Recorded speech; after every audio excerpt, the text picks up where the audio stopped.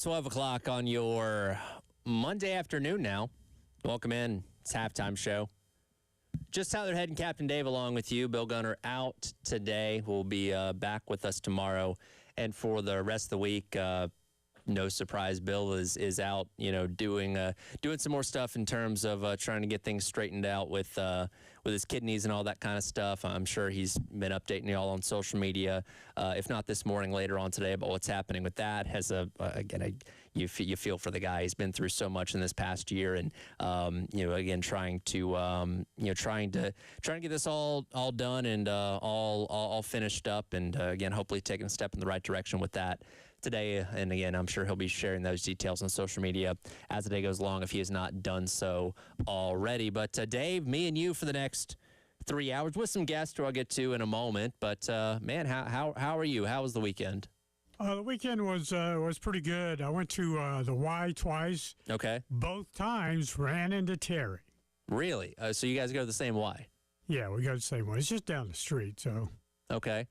Now is that interaction of just hey, or is do you actually sit there and talk? How does that go?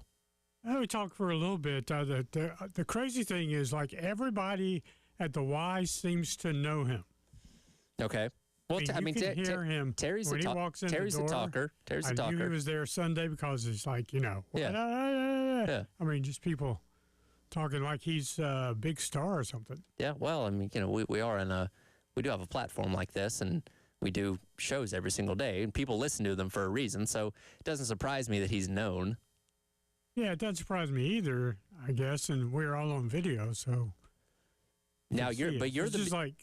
I don't get that reaction. Well, but you're the bigger star, Dave. No, I mean I just get I spilled the whole thing of.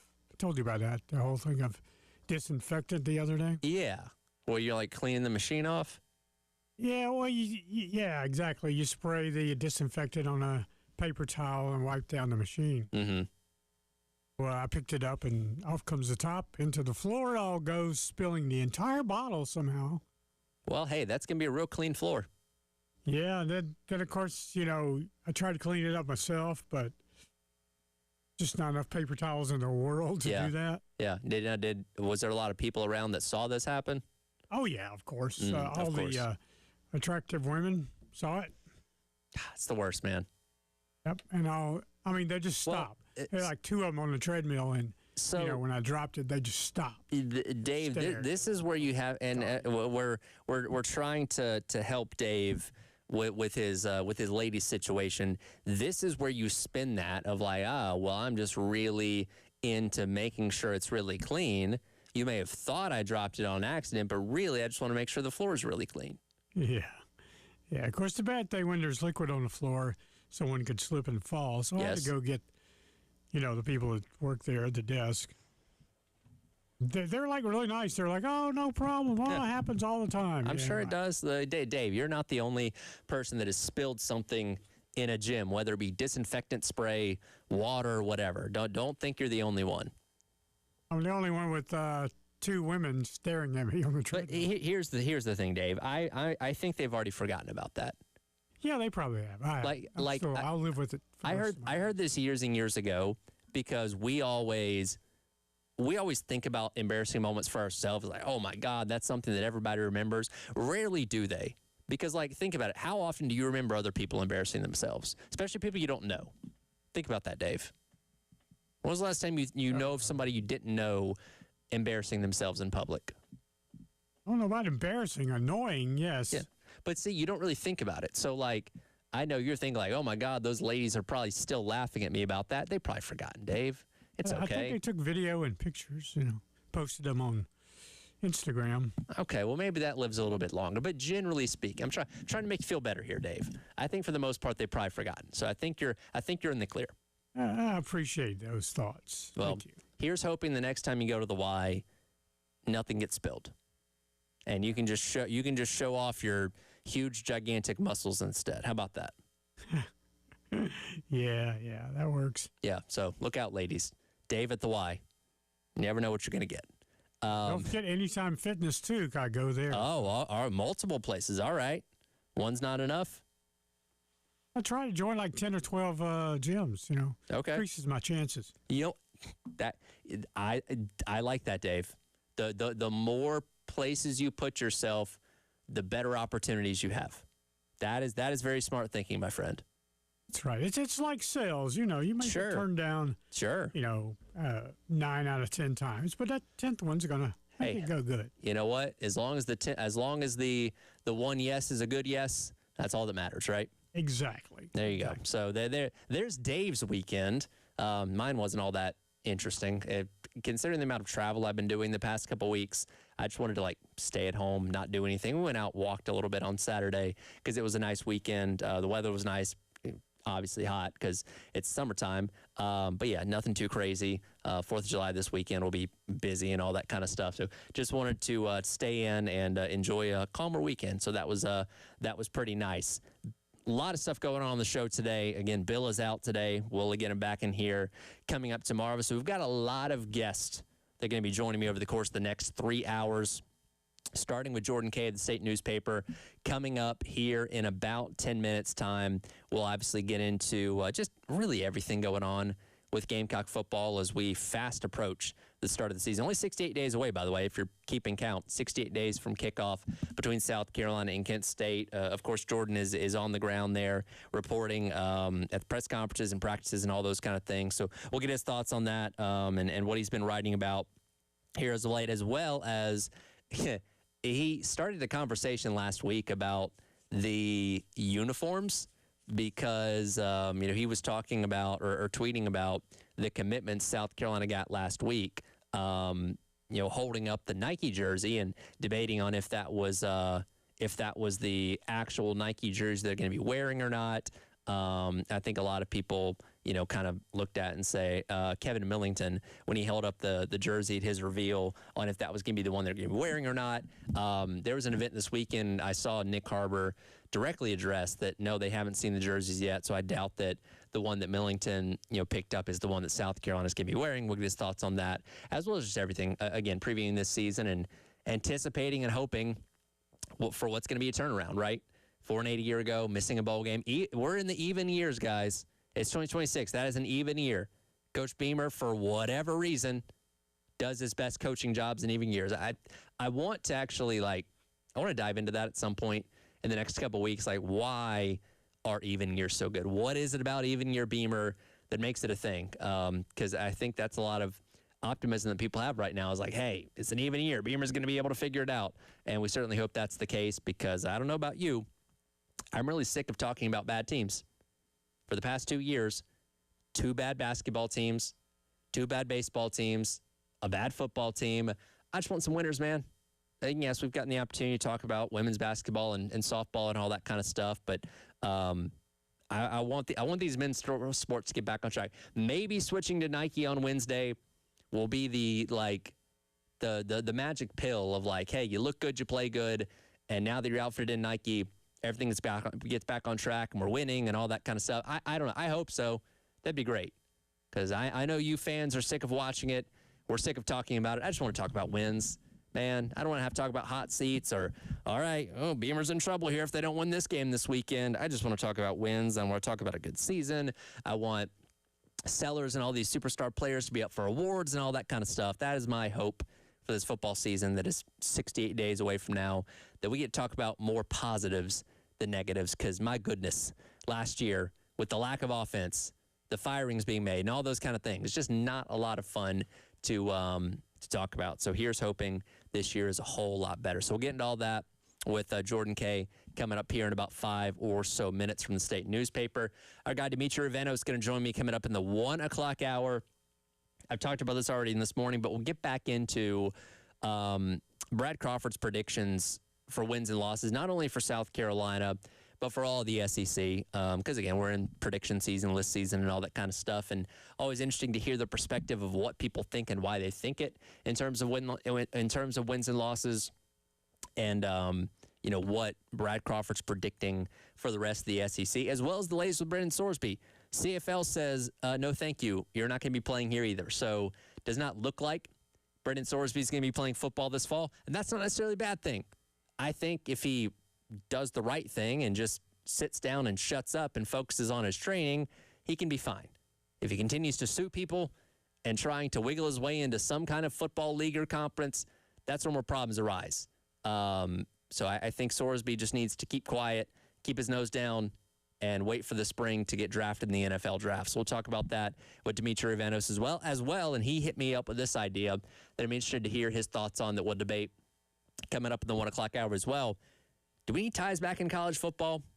It's been 30 years since overtime has been implemented in this great sport. And maybe it's time to take a step back. I don't know. Don't know if I agree or not. But we'll have that conversation with Demetri Ivanos coming up in the 1 o'clock hour. And then today in the 2 o'clock hour, Jamie Bradford, of course, usually joins myself and Bill at 2:15 every single Monday. He is getting a much-deserved little break. He's on vacation with his family. Texted him yesterday. He's enjoying it. We'll get him coming back in a couple weeks. By then, we'll be well under 2 months until the season starts. So he's enjoying some time with family, which, hey, we're all trying to do that this year. So understandable. So Kevin Miller of Gamecock Central going to join me coming up at 2:15. He's doing something pretty interesting this offseason where he has put out his 100 predictions for Gamecock football. And we're not going to go through all 100. We don't have time for that, obviously. But there's a select few that I picked out that I want to kind of pick his brain on a little bit that are good for conversation, and we'll obviously see how many of those do end up indeed coming true for South Carolina this upcoming year. So that's coming up at 2:15. We'll get his thoughts on all that and what predictions he feels the best about and which ones was just kind of throwing out there to see what would happen in terms of filling out his list. By the way, keeping an eye on everything with the World Cup knockout round already underway. You had Canada winning their opening game of the knockout contest. I believe it was yesterday. Let's see here. They ended up eliminating, South Africa. Today, you've got more games than round of 32. Brazil and Japan, Germany and Paraguay, Netherlands and Morocco. As again, now these games count. You lose, you're out. America plays Bosnia coming up on Wednesday as they try and capitalize on the momentum of how well they did in the group stage. So, again, we'll talk plenty about that as the week goes along. But, again, things get rolling today with Brazil and Japan at 1 o'clock. That game can be seen on Fox, as well as all the games today. Germany and Paraguay, Netherlands and Morocco. I think every game going forward is going to be on Fox now that we're into the knockout stage. Yes, that looks like the case. Excuse me, Belgium and Senegal at FS1 on Wednesday afternoon. But, now we're into the knockout stage where if you lose, you're done. And we'll be crowning a World Cup champion coming up here in just a couple of weeks. But again, coming up on the other side, Jordan Kaye of State Newspaper going to join me, dive into all things Gamecock football as we fast approach the start of the season as the halftime show, myself and Captain Dave, rolls along on your Monday on the Game.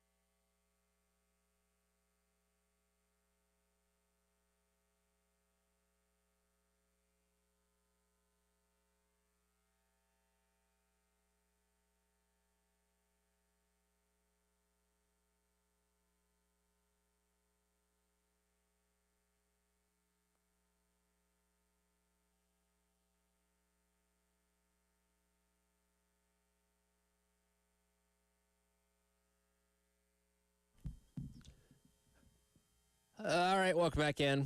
Halftime show. Tirade Captain Dave along with you on your Monday here on the game.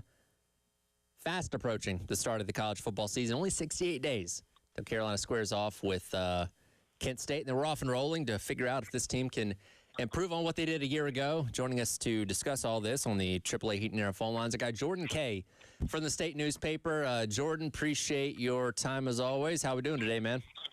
Great. Thanks for having me on.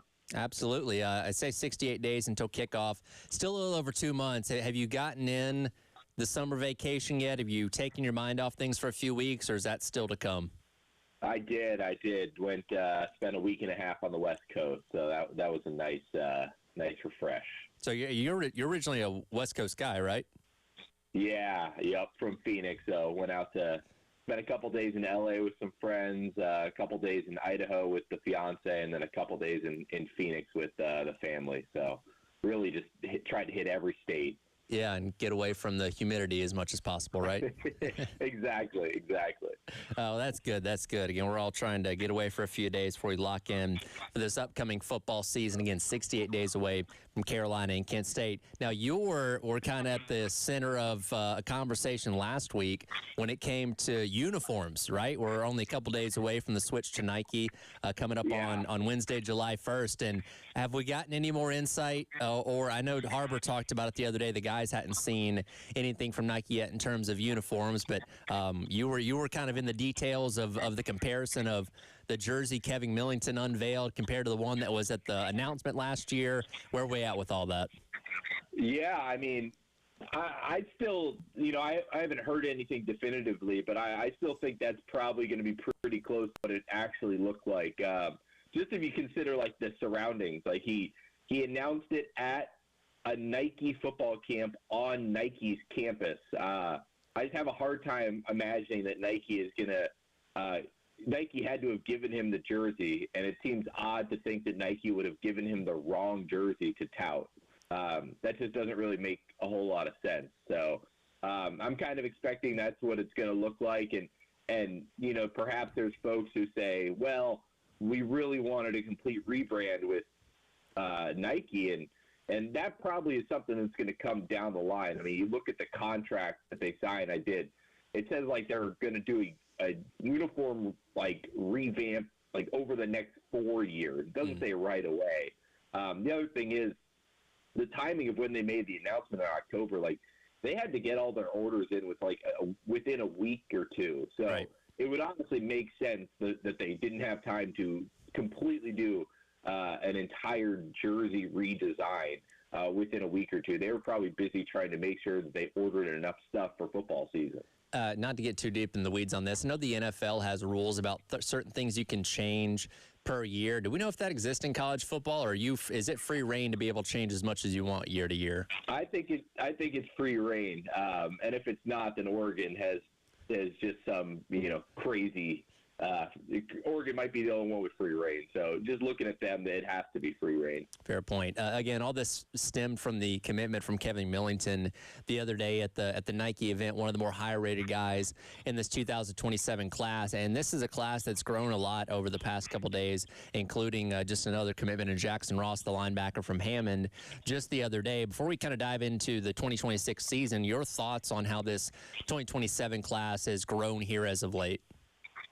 Yeah, it's been nice, but, man, this has not been a good summer for Shane Beamer or South Carolina on the recruiting trail. They've gotten a lot of nice pieces. I think Millington was solid. Ivion Lewis, the wide receiver who was committed to Kentucky and flipped over, thought that was a really good pickup. I mean, they have gotten some solid guys, but, man, when you look at some of the big swings that they took, they tried to get KJ Green. I think he went to LSU. They tried to get what's his name? The kid from Irmo who ended up going to where did he go? Somewhere else. There's been a lot of these. Jaden Bryant, the kid from Irmo, 5-star, ends up going to Miami. They looked at getting David Segura, the stud running back out of Burns. He goes to LSU. Amari Patterson, who was from Bluffton. There might have been some other stuff behind the scenes, but he goes to North Carolina. Jaden Kelly Murray, great wide receiver, decommits from South Carolina, ends up at Colorado. So it's one of these things where just they've struck out on a lot of the big names they've gone after. And if you go back across Shane Beamer's time at South Carolina, they've done really, really well at getting the top guys in the state of South Carolina. And this year, the best guy they have committed from the state of South Carolina is Jackson Ross, who committed yesterday. He's number 12 in the 247 ranking. So that's the top 11 guys have yet to commit to South Carolina. Now, this could all change. I mean, sure. On Wednesday, Josh Dobson, the five-star who started his high school career in Fort Mill, is now playing in North Carolina. He's got South Carolina on a small list with Texas A&M, Auburn, others. If he chooses South Carolina, this all changes. Nate Carson commits this week, too. Four-star offensive tackle from Irmo. Seems like he's going between South Carolina and Georgia. He commits. That's the number 6 player in South Carolina. All of a sudden, fortunes change. But right now, I mean, South Carolina's sitting in the mid-50s in recruiting rankings, and that's just not good enough. Again, a lot of it comes down to wins and losses. If South Carolina goes out and has an 8-9 win season, I would expect a lot of kids to flip before that December signing period. So this seems to be all predicated right now on wins and losses. But it's not exactly the spot you want to be in if you're South Carolina. Again, Jordan Kaye, the state newspaper, joining us in the AAA Heat and Air phone lines. That was the point I was going to go to, where especially for kids in the state that are closer to this program than others around the country, we know this is very much a make-or-break season for Shane Beamer. We'll kind of get into the debate on, okay, where's that line of success coming up here in just a moment, but how much of a factor does that play in where, hey, if I'm committing to South Carolina, they could be in the market for another head coach by the time December rolls around if the season doesn't end up going the way that, they want it to. I think that's massive. And it's not even just that the kids are in South Carolina and understand that. It's that every coach who's recruiting against South Carolina is reminding these kids, hey, if South Carolina doesn't win a lot of games, Shane Beamer could be gone, and then you're already looking for another school. Why not just commit here? Like, that stuff is going on all the time. And this is the problem when you have losing seasons, is you get into this, that where you have to be very defensive, and other schools are going to negatively recruit against you. The thing I'll say is South Carolina, they did a really good job against this after 2023. They were that was a really rough season. They were still able to bring in Dylan Stewart that year, loaded up in the portal, and were able to win 9 games. But you kind of look at that 2023 season, and then the recruiting kind of dropped off a little bit last year. So it's hard. But, yeah, I think, though, the wins and losses is something that schools recruit against South Carolina plenty. Well, thankfully for Coach Beamer, it is an even year, because apparently that's a thing where the even years seem to be the best for him. We're still trying to figure that one out. Well, it's every time that they play Clemson at Clemson, it's a good year. That's true. Yeah, for sure. We'll get into those expectations and what we're looking forward to coming up in the fall in just a moment. Hang tight on the AAA Heat and Air phone lines. We'll continue on with the halftime show on your Monday on the Game.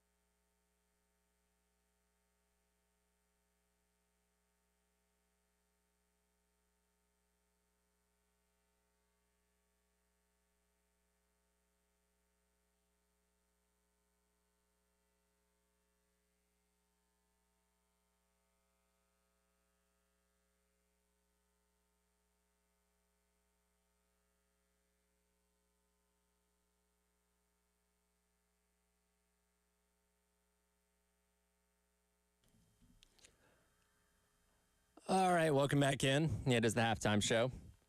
Tyler Head and Captain Dave along with you here on your Monday on the game.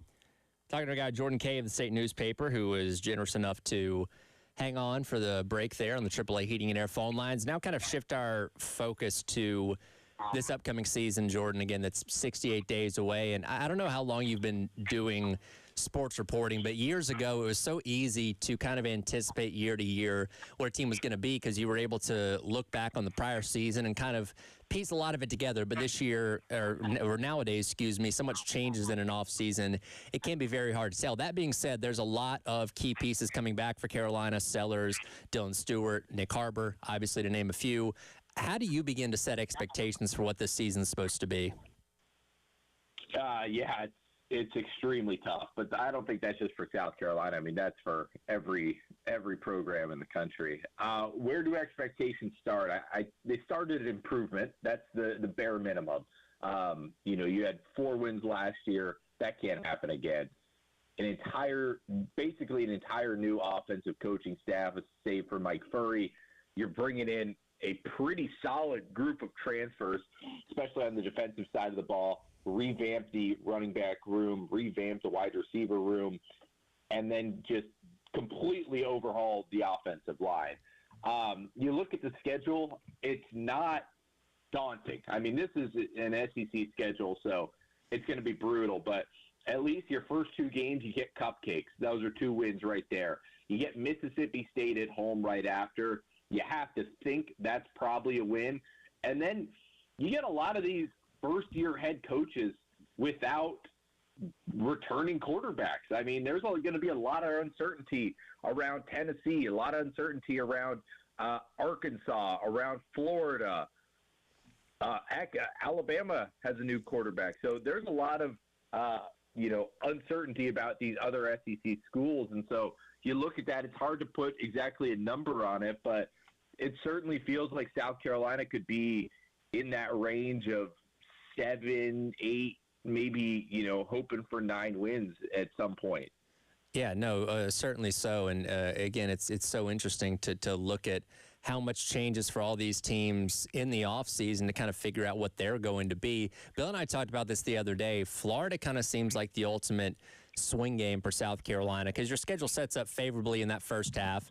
You do have the road game at Alabama, but, Mississippi State, Kentucky, more manageable teams in the SEC. Before you get into the gauntlet of the back half of the schedule, say for maybe Arkansas, is Florida the game where it really kind of hinges on everything for you?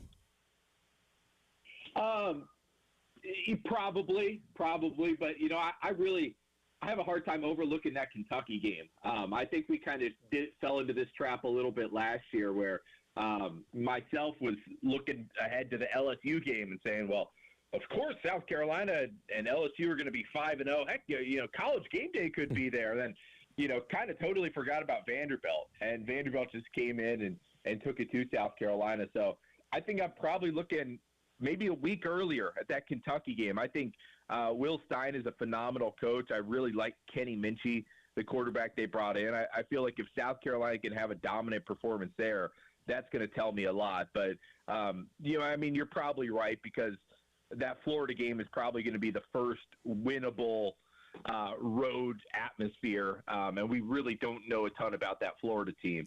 So, yeah, you're probably right. That's probably the game that's really going to start opening or closing people's eyes. Again, Jordan Kaye, the State Newspaper, joining us here on the AAA Heating and Air phone lines, previewing South Carolina's 2026 season. Of course, you're at the press conferences when there's a bit media availabilities through practice and stuff like that. You're out there, so you're as connected as anybody in this program. And unfortunately, in the spring, you guys didn't get to see a whole lot. But of course, you have your connections, and intel comes out from practices and scrimmages and those kind of things. How do you kind of read between the lines of what you're hearing? Because most everything's going to have a positive spin to it to try and figure out what exactly we are going to see when the season starts here in a couple weeks. Yeah, I mean, first of all, it's taken everything with an incredible, massive grain of sand because, the last couple of years we heard how great the offensive line was going to be, and that never panned out. So it's really taking stuff with a grain of sand, but it does sound like I hate to say it, but the offensive line is going to be better. I mean, there's no chance they could have been worse. But Randy Clements, the new offensive line coach who came from TCU with Kendall Briles, has kind of just gotten rave reviews. It seems like that guy has a system that he believes in, really works well with Kendall Briles. I mean, they've been together basically for 25 years, and it feels like there is development going on with that group that has not been there the last couple of years. I think that's probably number one. And then, number two, it just seems like Kendall Briles and Lenore Sellers are really vibing, getting along, and kind of on the same page. And, for what it's worth, I did not hear those type of positive things last year about Mike Shula. Was, oh yeah, things are going good, whatever. But this year it seems like Kendall Briles really understands Lenore Sellers, and you look at Kendall Briles' offenses. Teams do really well in that first year, and Kendall Briles has a knack for turning around offenses right away. Well, and that's the thing that I think stood out to a lot of people in terms of what we've heard from Briles, heard from Beamer, what little bit we've heard from Sellers, that Briles very much understands what role Sellers needs to play. And I feel like that was kind of the issue last year with Mike Shula, where it kind of felt like fitting a square peg into a round hole of like, yeah, we understand that Sellers can improve in some areas, like, maybe being a better pocket passer, but we're trying to win games here. We're not trying to necessarily prepare him for the NFL. And that kind of seemed like a bit of the MO of what Mike Shula was trying to do. And we obviously saw the results of it. Yeah, it felt like, kind of doing the retrospective a little bit that, Mike Shula was trying to run, a phenomenal offense and didn't seem to care how Lenore Sellers played in that, and then sort of overlooked the fact that if Lenore Sellers isn't playing good, the entire offense isn't going to play good. And it kind of went down from there. Granted, I don't think Mike Shula was also counting on the offensive line giving up 40 sacks again, so that didn't help. No, certainly not. Again, Jordan Kaye, the state newspaper, joining us in the AAA Heating and Air phone lines. Of course, the bare minimum this year is at least to get back to a bowl game, which would mean getting to 6 wins. I know Beamer obviously set expectations high back in November by, saying the stuff about, hey, we expect to be in the playoff rankings and being in the mix for the playoff and all that kind of stuff. We'll see if they get there, obviously, but I feel forgot about that. Yeah, well, we've talked about it plenty. Don't worry. I think there's going to be a difference in expectation from like what fans are expecting out of this season and what somebody like Jeremiah Donati expects out of the season in terms of what's good enough to keep Beamer around as the head coach for 27 and beyond. Where do you kind of draw that line? Like, again, fans are going to want 8, 9, 10 wins, but like for Jeremiah Donati, what do you think is good enough for him to say, okay, that's a step in the right direction. This was a good season. Yeah, I have a really hard time putting a number on it. I think this is going to be one of those tests of you know it when you see it type thing.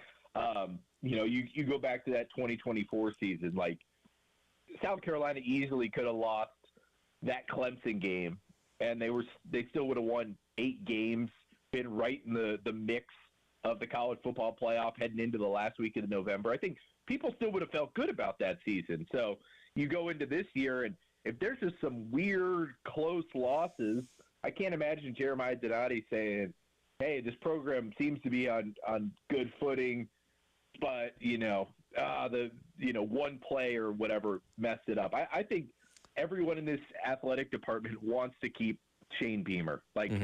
Life is easier if they keep Shane Beamer. You don't have to pay a buyout.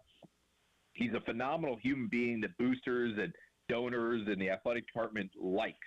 They want any excuse possible to keep Shane Beamer, and if he kind of just gives an effort, if South Carolina gives an effort that shows they're back on the right track, whether that is, the bare minimum is probably 6 wins, but you can probably nitpick from there 6, 7, 8. I think it's going to be how do those 6, 7 wins look.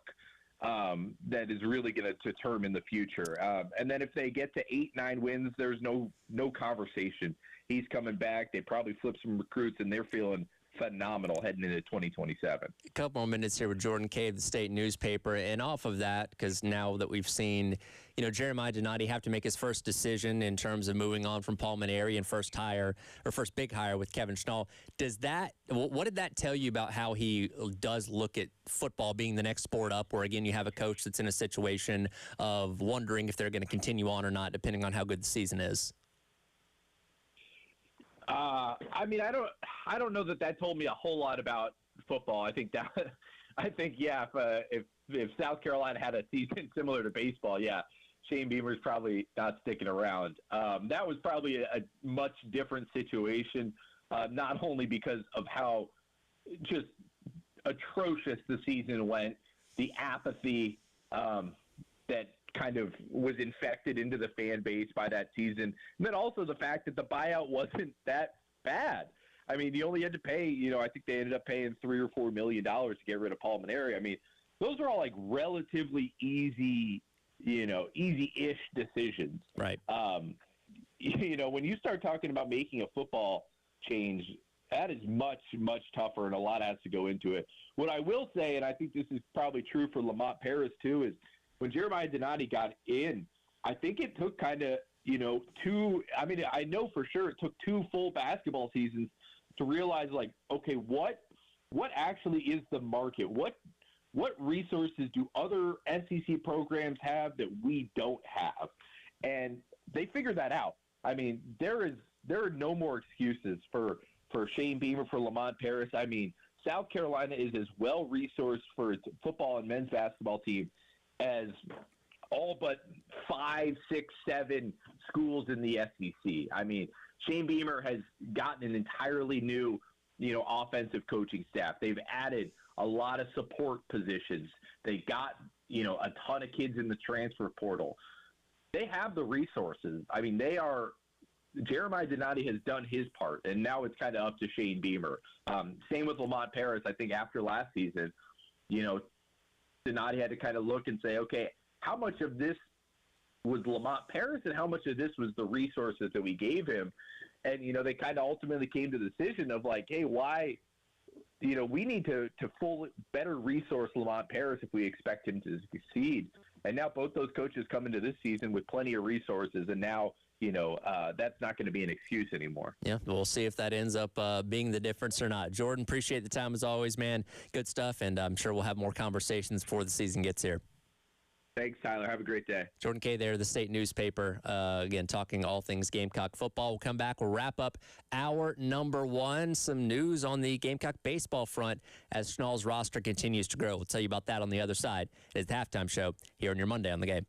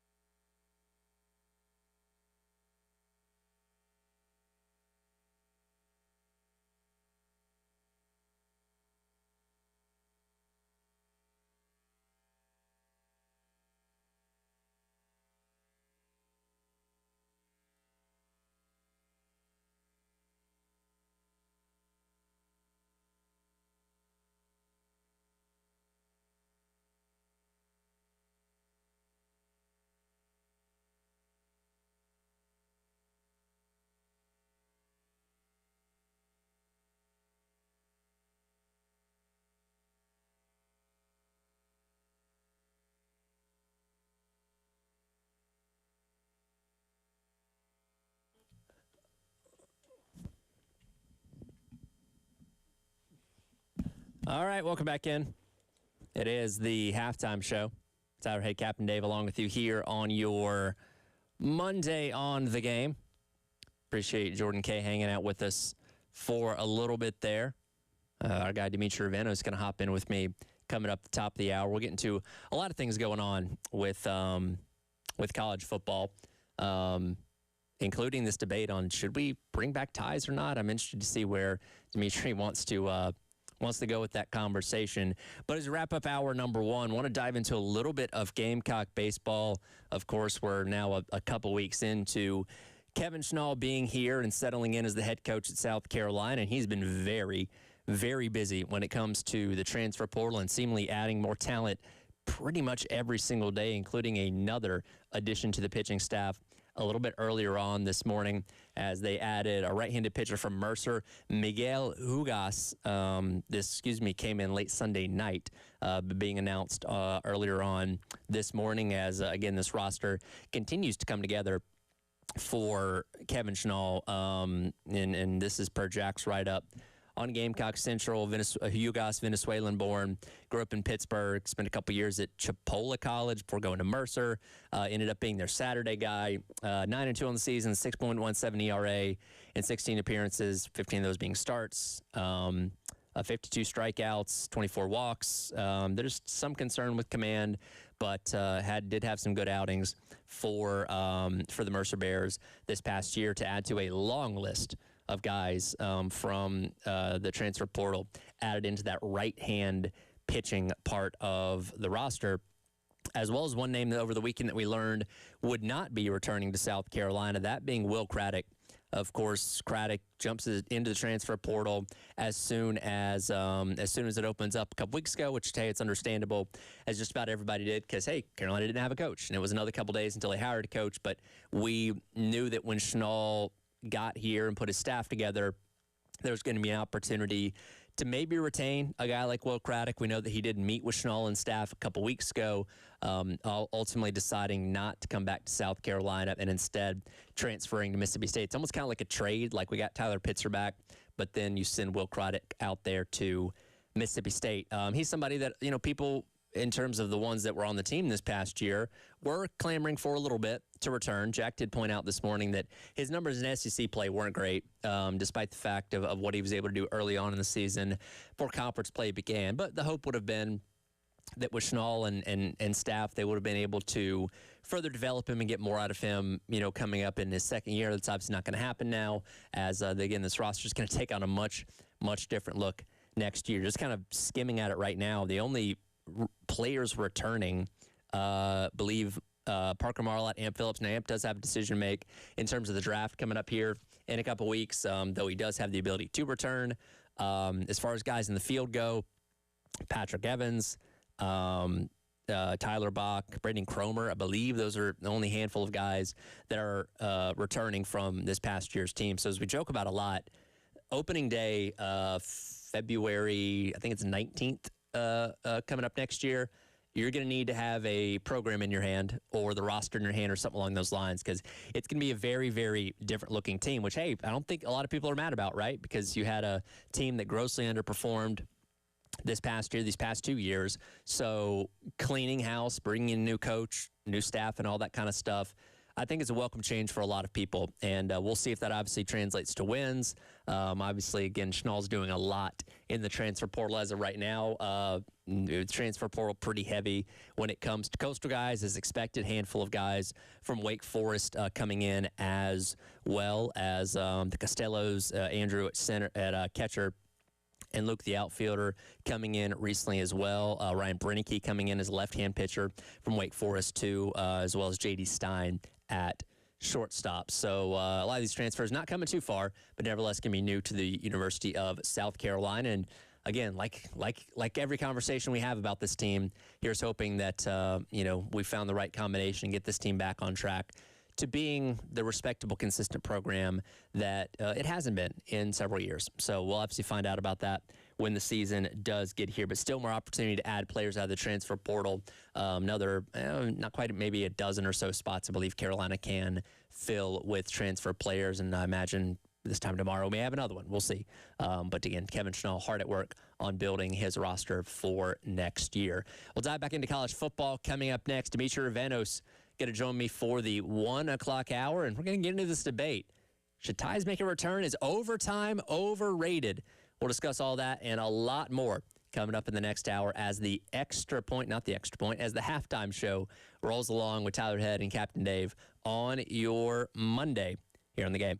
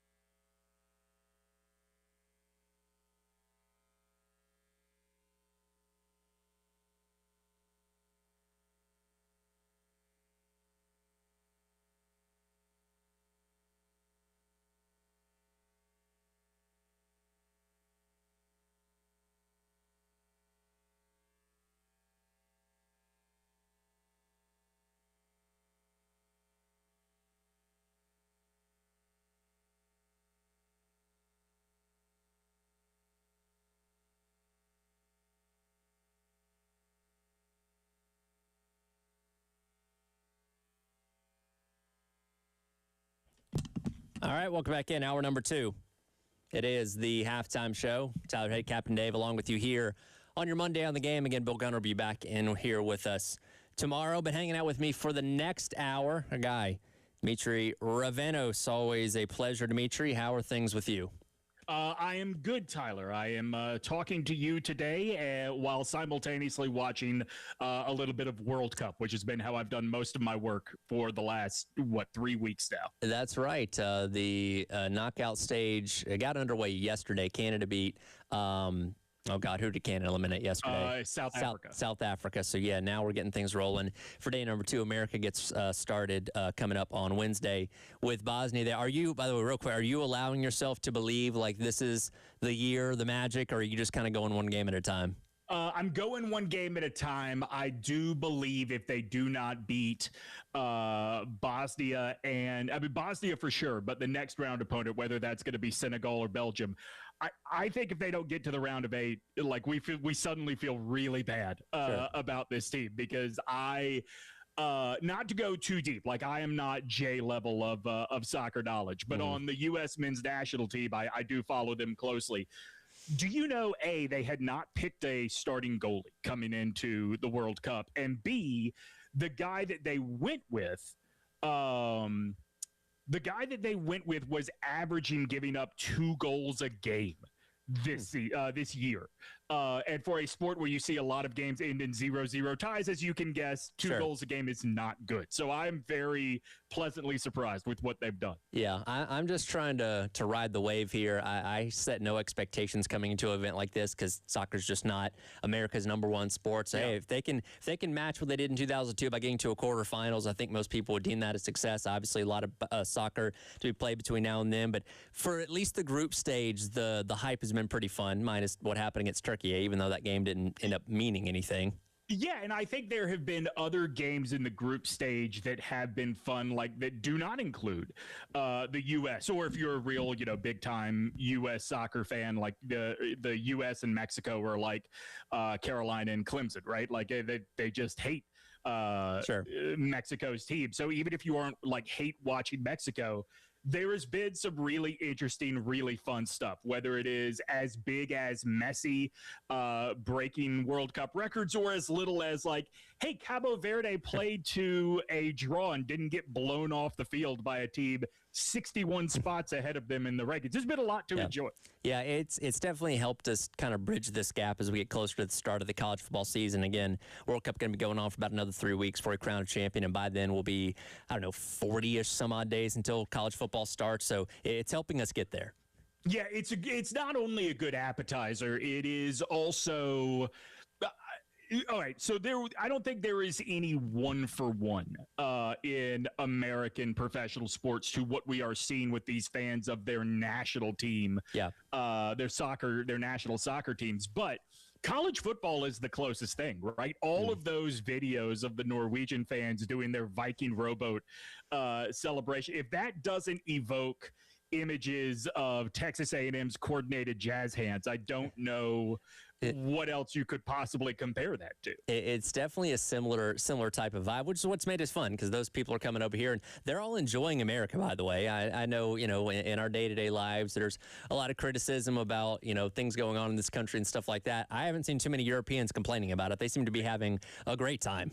Yeah, I think it's a good reminder, right, that our leaders, and when I say our, I mean internationally, not just in the United States. Yep. Our leaders are human garbage, right? They are the worst of us. But when you get normal people together, for the most part, everybody is very excited. When you visit new places, it's very rare that I've ever traveled internationally and come back and thought, oh, that place was as terrible as I have always heard it was. And I'm sure that's the same thing that a lot of these European or South American visitors are experiencing as they go to their country's World Cup games. Well, they're going to experience the 4th of July later on this week, so I'm looking forward to seeing those reactions there. Tying all this in, because the World Cup's back on American soil for the first time. Let me ask you, this just dawned on me. As you said, we're getting ready to experience the 4th of July. Yep. If you are French and following the French team through the World Cup, and you are in the U.S. for Bastille Day, are you going down to New Orleans, our most French city, or are you going to Epcot Center? It's a what day is that, by the way? I think it's like a week after 4th of July. And French fans will be here. Like, that's the team that's probably going to win the World Cup. Sure. I guess for the most authentic experience, you'd probably go to New Orleans, right? For what, just sheer volume. I mean, you can get a little taste of home at Epcot, but I don't know if that's going to scratch everybody's itch.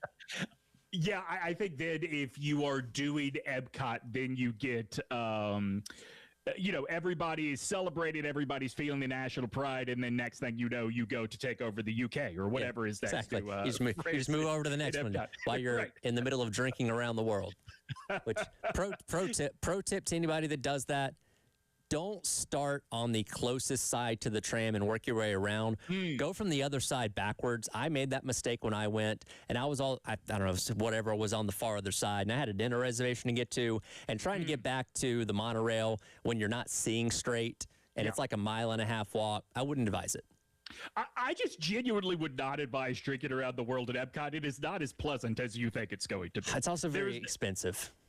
Right. Not only expensive, but there are not nearly enough trees to combat the amount of heat you're going to be fighting, as you are also drunk as hell. Very, very true.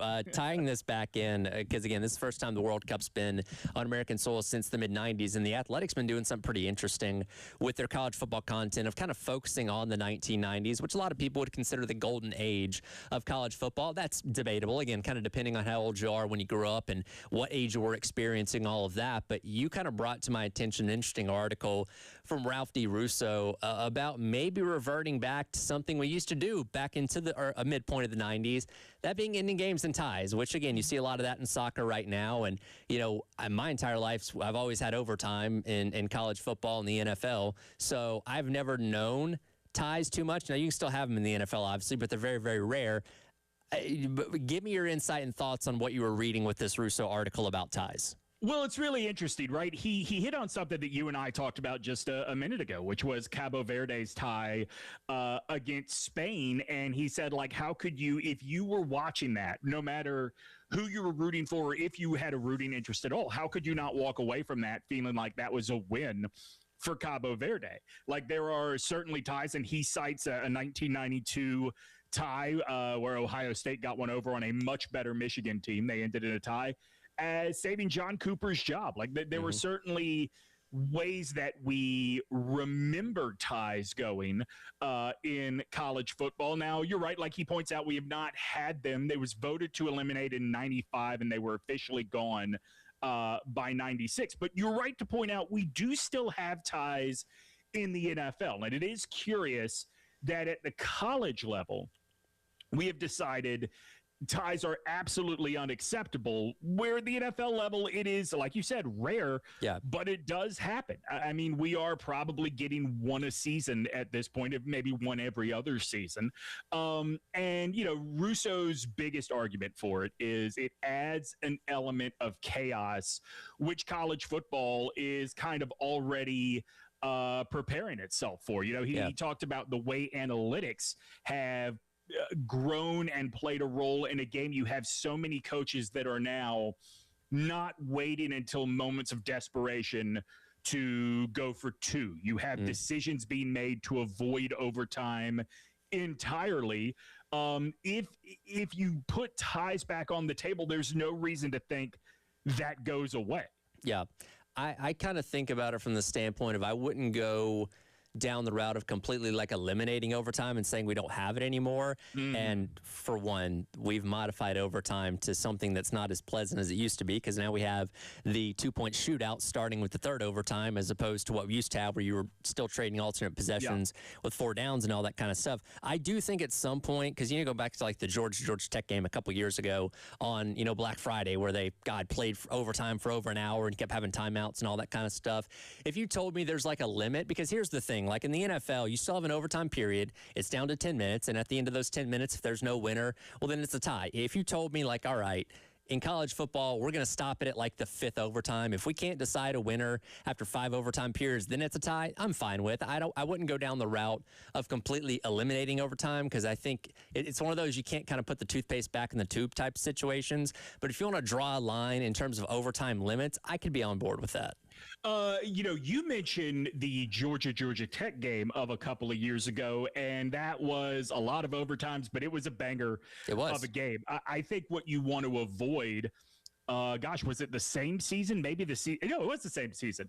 Was that Illinois Penn State game the most overtimes ever in a college football game? 9, and more than half of them, nobody scored. Right. Like, I think what you want to avoid is all of the physical toll with none of the excitement that keeps people involved. Rich Rodriguez, the former and again head coach of West Virginia, talks to Russo in this and advocates for the fix. He doesn't necessarily want ties back, but he said the fix would be to go to the NFL model.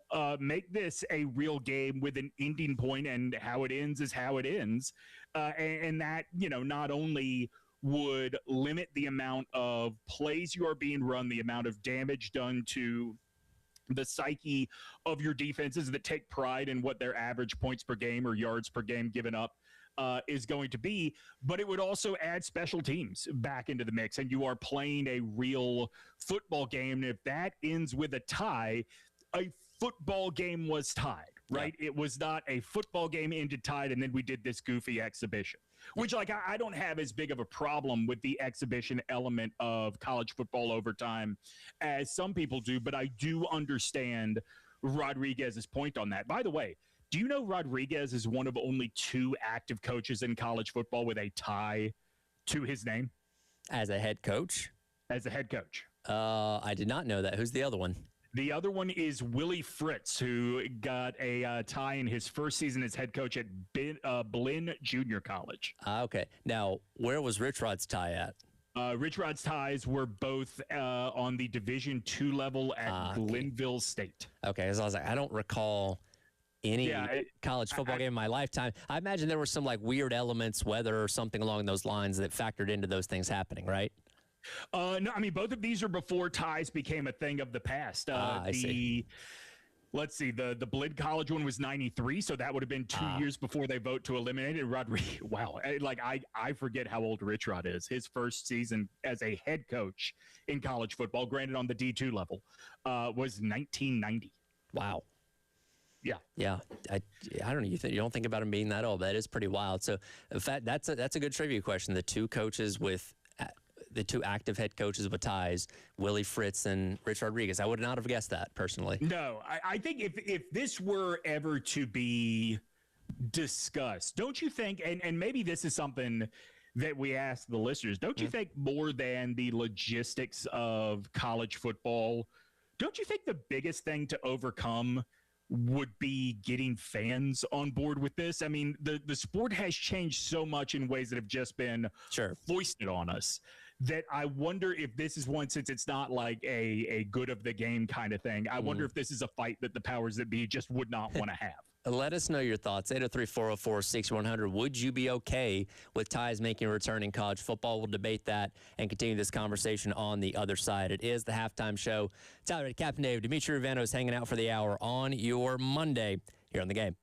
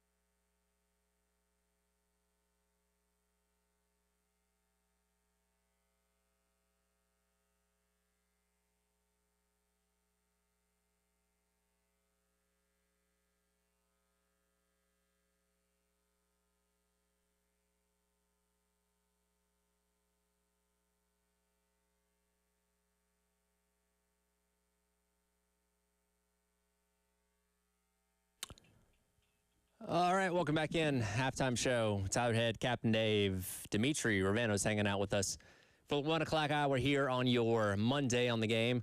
Quick World Cup update. Japan and Brazil underway about 20 minutes in so far.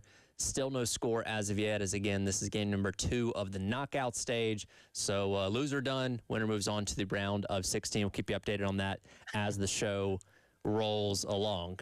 Ironically, Tyler, we decided to talk about ties into now that we are in the round where ties are no longer allowed in the World Cup. That is right. The one time in soccer where you can't end the game 0-0, 2-2, or 1-1 or anything like that. So, and again, this goes back to, again, The Athletic is doing a lot of diving into the 90s of college football in celebration of the World Cup being back in America for the first time since the 1990s. And the topic at hand for this hour that we got into is Ralph DiRusso writing about, the possibility of should ties make its return to college football, having not been a part of the game since the mid-1990s. And we asked you, the listeners, what do you think? What would you think if ties did make their return? Josh weighs in on the Firehouse Subs text line at 803-404-6100. No way on the ties. If I invest a Saturday to spend at Williams-Brice, I want to come home either happy we won or pissed that we lost. And this is kind of the reception I expected, right? Because I agree. It's one of those things that, like, it's probably not the right phrase to use. You can't unlearn things, right? That's the biggest thing I think that Russo kind of overlooks with the idea, he was basing this on the Cabo Verde tie with Spain, about a week and a half ago. Sure. Cabo Verde, a tiny African country, ranked number 64 in the world in FIFA. Spain ranked number 3 in the world. No business that Cabo Verde should have been on the field with Spain.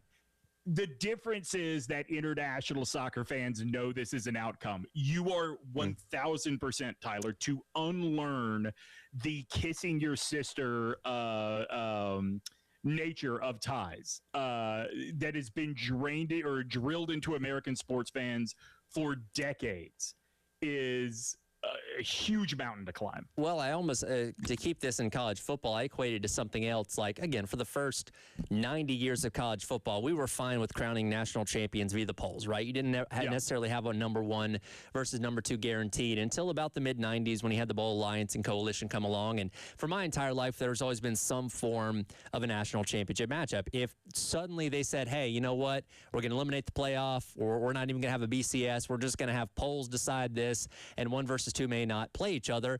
Well, then fans will be like, no, we've had this in place for 30 plus years now. I want some kind of final game to tell me who the national champion is. And I think you look at it equally with ties. If ties had never gone away from college football and we'd had them since the mid-1990s, then everybody's fine with it because it's an accepted part of the game. But when you give people a definitive endpoint to every single game since then, having them accept it like, oh, by the way, now you can tie, I just don't think that's going to go over. Yeah, the split championship is a great one-for-one to this because, I was thinking about this in relation to, or maybe the way I should say it is, I was thinking about the way we are going to credit the Panthers' 25 season when we open the 26 season. Like, look, they had all the tiebreakers in their favor. They got the NFC South playoff spot, but we are going to have to remember that 25, the NFC South Championship, was technically split between 3 teams. Right. I don't know that Atlanta and Tampa celebrate that necessarily, but could you imagine now if we didn't have the playoff, if we didn't even have the BCS, could you imagine now how we adjudicate forget last year, right? The number 1 team going into the playoff, just cruise through the playoff, obviously the best team in the country. But could you imagine how we adjudicate the 24 national championship when the 8th ranked team ends up winning the playoff? That would be an interesting day on college football Twitter. It was not around the last time we split a national championship with LSU in Southern California back in 2003. Certainly wasn't around back in the 90s. There would be some pretty heated debates, and a lot of people would get in trouble for the opinions they probably would have if that did happen today. Yeah, I mean, it's a tough thing, I think, to teach American fans because, outside of the NFL, I mean, the MLS being a minor, being such a low tier on our sports consciousness, I can't think of anything in our sports conscious, like at the high end, that has ties. The NHL got rid of them, and I think they were the last one standing. Yeah, Major League Baseball has extra innings. NFL has overtime. Yeah, there's really no other major sport out there that ends in ties, which again, and as American sports fans, we're used to having a definitive outcome. So I don't think that would be accepted very much across the board. And also, because again, I don't know what the playoffs going to look like in a couple years, 12, 16, 24, whatever it may be. We don't trust the committee enough with wins and losses. I don't know how they would factor in ties. Who you tied against, how you tied them. Did you have a 3-touchdown comeback in the fourth quarter? Did you blow a lead? Like, I don't even want to imagine how they would assess ties if they given the opportunity. That's what is so interesting, right? And I think that's one of the things that Russo in this column at The Athletic kind of points to is we have taken the chaos out of college football. And that's not totally unfair.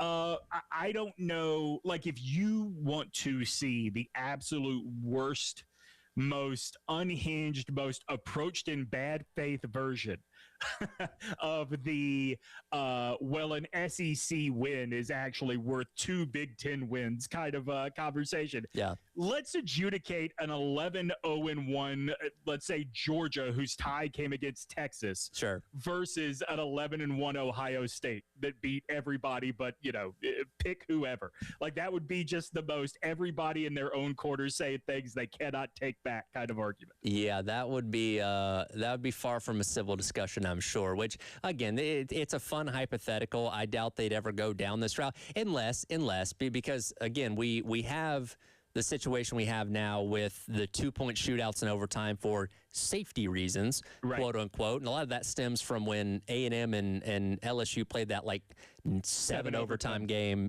back a handful of years ago. And that is such a rare thing. I didn't think it warranted saying, oh man, we got to change the rules. They did it anyway a couple years later. So if college football, the NCAA rules committee, I guess, will be the one in charge of this. If we got into some extreme and 2 teams played like 14 overtimes and they, played a 5.5 hour game, maybe this kind of thing comes up. But I think it would take one of those kind of extremes to even entertain this idea.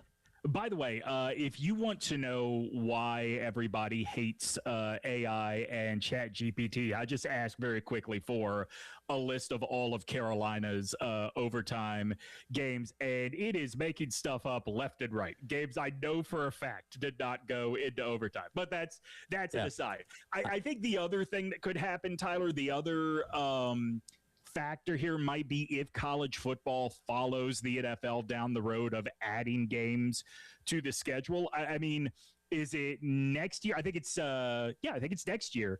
The Super Bowl's not till the end of February because we were supposed to be adding, or I guess everybody anticipated, we would be adding an 18th NFL game. And those, now 1, maybe soon 2 extra games from what everybody came up with necessitated a change to the roster rules in the NFL. There are emergency positions that don't count against your 53-man roster now. If we decide that college football is going to go to a 13 or 14 game season, I could see the need for limiting the amount of collisions these guys take as much as possible, and maybe that is a factor that gets back to ties. But the real thing, I think, at the end that is going to make this wholly impossible is at this point in the year of our Lord 2026, on this the 29th day of June, can you foresee any scenario or any issue on which the power leagues want to work together? No, I can't. Yeah. That's no matter what major rule we think would be cool or would be an interesting discussion, it all dies when you get Tony Petitti and Greg Sankey to have to come to a consensus. Yeah, they got to figure out that whole playoff thing before we decide on any other rule changes, and Lord knows when that's actually going to be figured out. Yeah. That's the constant headline that pops up about every single week is where things stand with that, and I don't even expect a resolution by December 1st because we didn't have one last year either. I mean, I think one day we are going to get a 12-team playoff field, and then like maybe the next day or the day after that, someone is going to say, we have a plan for 16. Here are the other 4. Yeah. Sure. That wouldn't surprise me at all. Well, one person that's probably not going to be playing any football this fall is Brendan Sorsby. What is my advice to him now that another league has told him you can't play for us? I'll tell you about that on the other side. It is the halftime show. Tyler Head, Captain Dave, Demetri Ravenos on your Monday here on The Game. Oh, when we get into the discussion of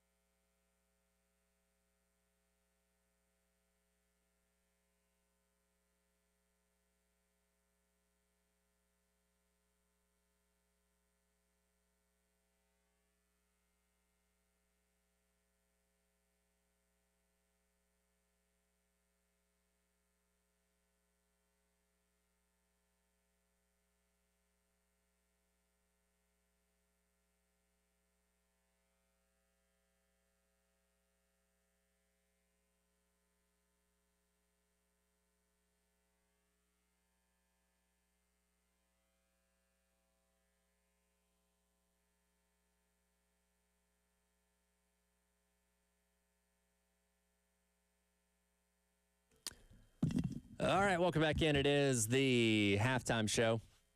Tyler Head, Captain Dave, Demetri Ravanos hanging out for the hour here on your Monday on the game. Japan has now taken a 1-0 lead over Brazil as they are about 34 minutes in to this knockout round contest. Still a lot of soccer left to be played. Demetri, we were talking about there in the break. You want to talk about a shocking result for the knockout round. If Brazil goes out one game in, then that would bust a lot of people's brackets, so to speak.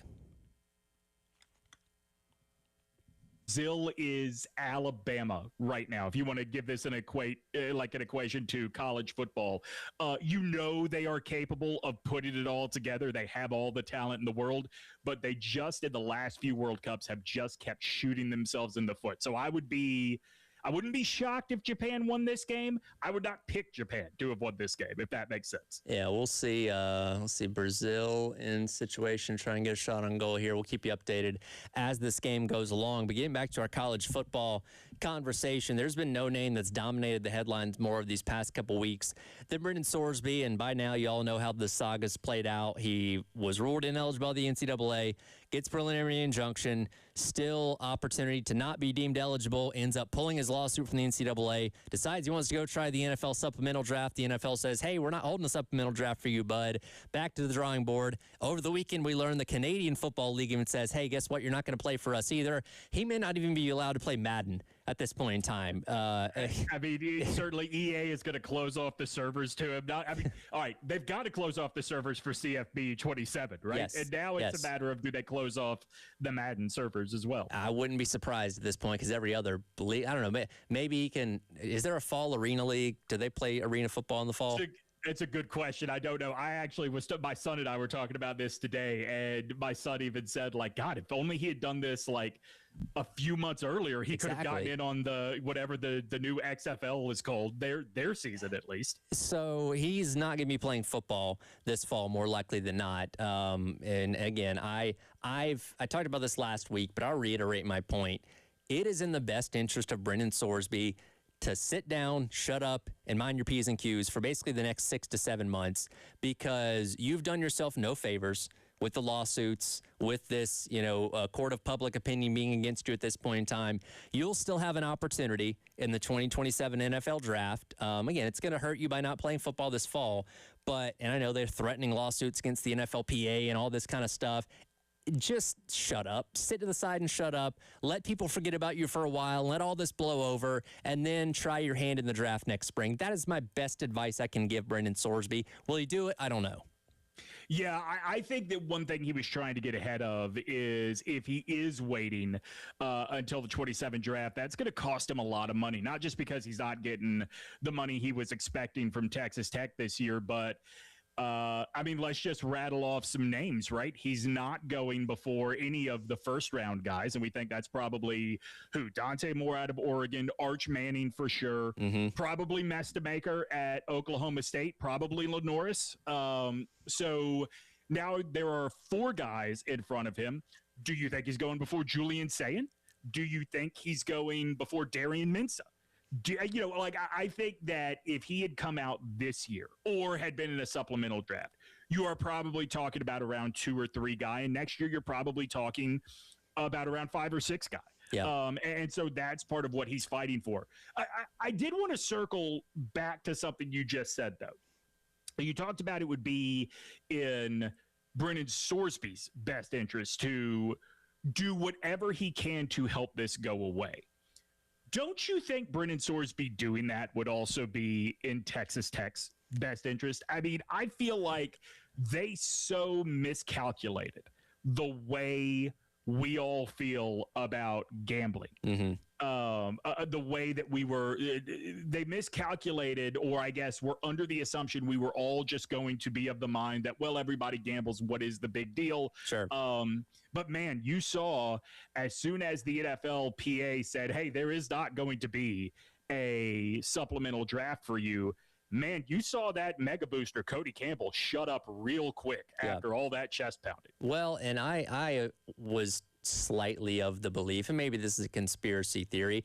I don't know if Texas Tech even fully believed everything they were preaching while the Sorsby stuff was going on. They were just in a situation where their best option at quarterback, who was going to cost them about $5 million, was in a sticky situation, and it would behoove them the best to stick to their guns and try and support him as best they can, as much as how ridiculous their conversations and defenses were. I just think they were kind of in a box where, like, all right, we're going to sound really bad doing this, but we really don't have any other choice. We're going to have to defend this situation. It's interesting, right? You do talk about conspiracy theories. You do run the risk if they immediately wash their hands of the guy in this era of NIL payments governing where guys are going, not just out of the portal, but still out of high school in a lot of cases too. You do run the risk of some people wondering, did Texas Tech leak this information because they can't make good on that gigantic contract? And I'm not saying that's what I believe happened at all. What I'm saying is, to Tyler's point of conspiracy theory, what did Texas Tech really expect to happen here?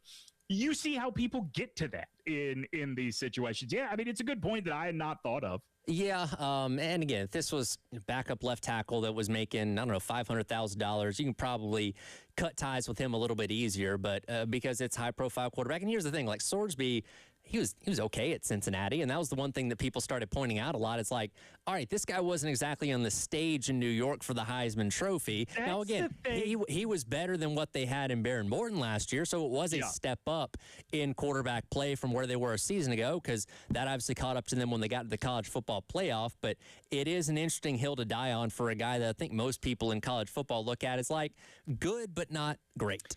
I found it insane that this guy found a landing spot before Sam Leavitt did, who ended up going from Arizona State to LSU, before DJ Lagway did, who went from Florida to Baylor. I was telling our colleagues at Jocks down in Birmingham when the supplemental draft, when the ruling that when Sorsby announced he was going to pursue the supplemental draft instead of playing another season of college football, I immediately told them, like, I don't know who's shelling out who's bidding high on a draft pick for this guy, because that's how the supplemental draft works. Right. Because I don't think he's an NFL quarterback, or at least he's not a starting NFL quarterback. Yeah. Yeah, and I don't know, maybe this is the way Texas Tech looking at it, that he didn't have enough around him to help at Cincinnati, that, you're coming to a more talented roster at Texas Tech where you can theoretically play better. I don't know. It was definitely, because, again, I think he was slated to be the highest, or maybe not the highest paid, one of the highest paid quarterbacks, certainly out of the portal this offseason, had he been able to play for Texas Tech. And I think we all kind of looked at it when that happened. It was like, okay, all right, sure. I mean, he's better than what you had last year, but is he worth $5 million? I don't know. It's, it's so hard to tell now in the year-to-year nature of college football. Like last year, Baron Morton, if you watch Texas Tech, he was a problem all year long. That defense was winning games for that team. And I wonder, and again, the nature of year-to-year roster building, you can't say for sure who's coming back or who is coming in brings to the table in a new system. But I do wonder if the attitude was the defense is going to win us games again. If we just get somebody who is a degree or two above Morton, we are a more dangerous team when we start playing the other power conference teams outside of the rosters we're so familiar with in the Big 12. Yeah, well, now they're not going to know, because it's back to square one. So I'll wrap on this. One thing about the Sorsby thing that I never quite understood is why he thought the NFLPA was ever going to do a supplemental draft. The supplemental draft happens when you cannot play college football. He just got a ruling that said you can play. Sure. It's not it's not just players have to say they want to do a supplemental draft. The NFL has to say there is reason for this to happen, and there just never was. Well, and as the NFL pointed out in their letter to him, you also didn't give them a lot of time to really investigate this. It was 3 days before the deadline, and the NFL's got a lot of stuff going on. They're not going to drop everything and dedicate it to diving into your situation. You submitted a month before, maybe that's a different story, but they said, all right, hey, you put it in at the last minute. Sorry, man, we're not going to do it for you. Tyler, I'm going to make a prediction here. Would it be crazy to say, I think this guy's playing career is just over? You think overall? Yeah, I just don't know who could trust him as their quarterback anymore. It's not just because of the gambling addiction. I certainly hope he is serious about getting the help that he needs there. Sure. It is also, he has showed such an entitled attitude. He and his lawyers have showed such an entitled attitude to this that I don't know that I could believe he learned the lessons that would keep him on the field. The NFL owners are not above colluding, that's for sure. Yeah. Well, we'll see. We've certainly seen that before. Well, he's not going to be playing football this fall, that's for sure. Somebody else not going to be playing football this fall is Chaz Coleman, as we thought he was going to be suiting up for the Tennessee Volunteers. We'll dive into a bizarre situation on Rocky Top coming up next to wrap up the hour. It is the halftime show. Tyler Head, Captain Dave, Demetri Ravenos on your Monday on the Game. Hey, no big deal. It doesn't. Can you hear me? Can you hear?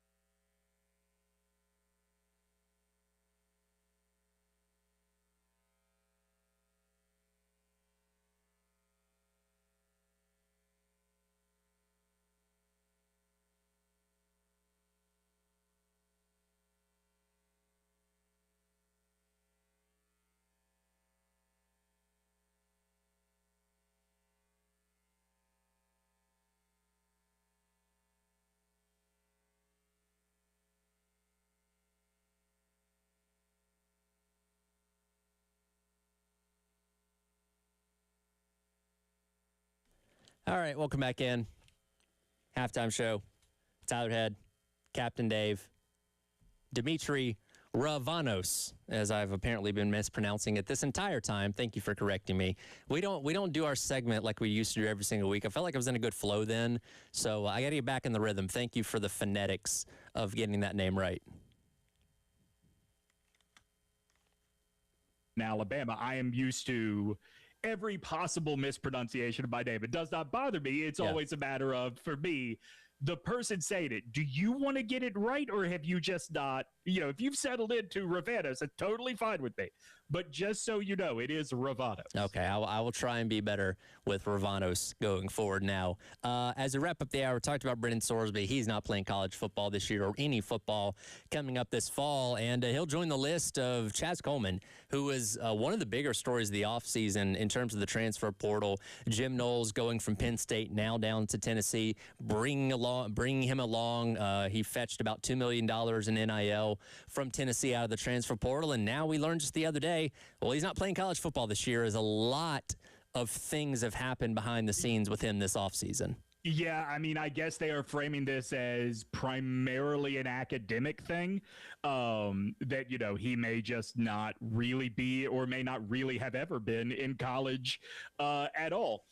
This got me thinking, as I took my daughter this weekend to see Supergirl at the movies. How was it, by the way? Fine. Not awful, but I regret having paid money for it. Does that make sense? Sure, I get it. Like I would have been no different of an experience had I waited for HBO Max. Okay. So I was thinking about this. We are at a point where with superhero movies, America has such fatigue of people in tights fighting crime, right? Yep. So if you are just going to do a straight superhero movie, like, that's fine. You'll have an audience. It's not going to be what it used to be. So you've got to come up with a different angle for these things. And I think, like with the Superman movie, with the Supergirl movie, there was some social movement and social commentary behind it that got a segment excited about seeing it. But at the end of the day, you still need a script that is interesting. Of course. Right? Yeah. And Supergirl didn't really have that. That's kind of what's going on in college football. And the Chaz Coleman thing is a great version of this. You look at Georgia, you look at Alabama, you look at Clemson, they are clinging to the old ideas of we are going to build this team through recruiting and retaining talent. And you are perfectly welcome to do that. But in the expanded playoff era, we have just seen an Indiana team that was bought and paid for. We have seen an Ohio State team built around a ton of transfers. That is a very viable way to flip the script for a school like Indiana that has never been to this part before. At the end of the day, you still have to have the basics, right? Supergirl didn't have a script. Tennessee spent a lot of money on a dude that may never have really been in college. It does not matter which version of playing the game you have chosen to play. If the basics are not there, you are going to get derailed. And, Chaz Coleman was highly touted out of the portal, as you said. I would bet he had a bunch of offers from people that did not do any kind of due diligence, just recognize he was a really talented guy that the chaos at Penn State has made available to us. We will overpay for his services. And if you are a guy like Josh Heupel, who is weirdly feeling some kind of pressure to win now this year, you probably just tell your GM and your boosters, pay whatever it takes, get this guy here, we're going to win, without really doing the due diligence here. Yeah, and not only, there's off-field issues in terms of his, accountability and buy-in and things like that. Apparently there's some stuff stemming from injuries at Penn State as well, some mental health stuff. They mentioned like homesickness. A lot of things went on. Now, he's still on scholarship at Tennessee. Like, he's still going to be a student by all accounts. So they're still supporting him, but he's not playing football. And that's what makes this situation very weird. And I guess they're not on the hook for the $2 million either, and how all that's going to work out. But this is another offseason. I get it. It's a different situation. From Nico. Look, to paraphrase former Ohio State quarterback Cardell, what was his name? Cardell Jones. Cardell Jones, the money is not to play school. Yeah, exactly. And this is the second year in a row, different type of situation where like a expected star of your team is not playing for you because of some shenanigans in the offseason, basically. Yeah, Tennessee, boy, they have really mismanaged a lot about the new realities of college football. The confidence they had the Joey Aguilar thing to go against him. Jesus. Yeah, by the way, with everybody else being ruled eligible, how did Aguilar not get another year? That's what I don't understand. To me, that was a no-brainer that he wasn't going to get another year. Shame on Tennessee for even pursuing it and not having a plan B. I don't know. Well, that certainly dings the Tennessee Volunteers, who are coming to Williams-Brice Stadium coming up in early October, and we'll see if that benefits South Carolina at all. Demetri, thanks for hanging out with us, and we'll check in with you here soon. All right, Tyler. Thanks a lot, buddy. 2 hours in the book, one more hour to go. Kevin Miller going to join us in the 2 o'clock hour here as the halftime show rolls along on your Monday on the Game.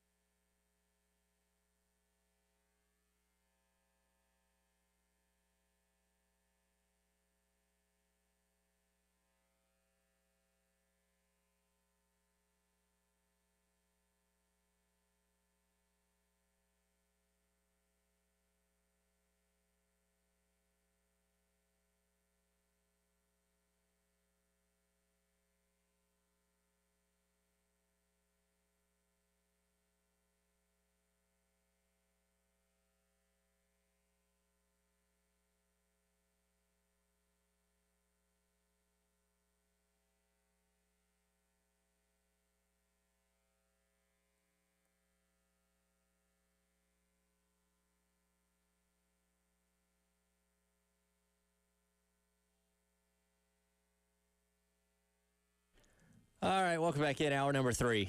It is the halftime show. Tyler Head, Captain Dave, along with you, or hour number 6 for me, if you're keeping count for my Monday as a whole. Again, Bill Gunner should be back in here tomorrow, and we'll get things back to normal. Dave, you're taking days off next week, right? Is that what I heard? Yeah, that's correct. Okay, and you have like 18,000 days of vacation time built up, so I might not see you for a while. Yeah, that's true. Yeah, well, get them in while you can. We all gotta be locked in for football season when it gets here. Oh yeah, because media days is coming up, all kinds of things. That's right. Yeah, no, we were getting the hotels and all that stuff squared away for media days over the weekend down in Tampa this year. I still think that's an odd location because Tampa's not really centralized. You only got one SEC team in Florida, so I don't know. Regardless, it's going to be interesting. We're working on all the details of that. Looking forward to bringing you all the coverage from down there. We're like right on the water too. I've actually never been to Tampa. I've been to Orlando. I've been in Daytona areas around that, but I've not been to the Gulf side of the state is what Tampa would be on. Yeah, that's the Gulf side. Okay, so looking forward to that. Should be fun.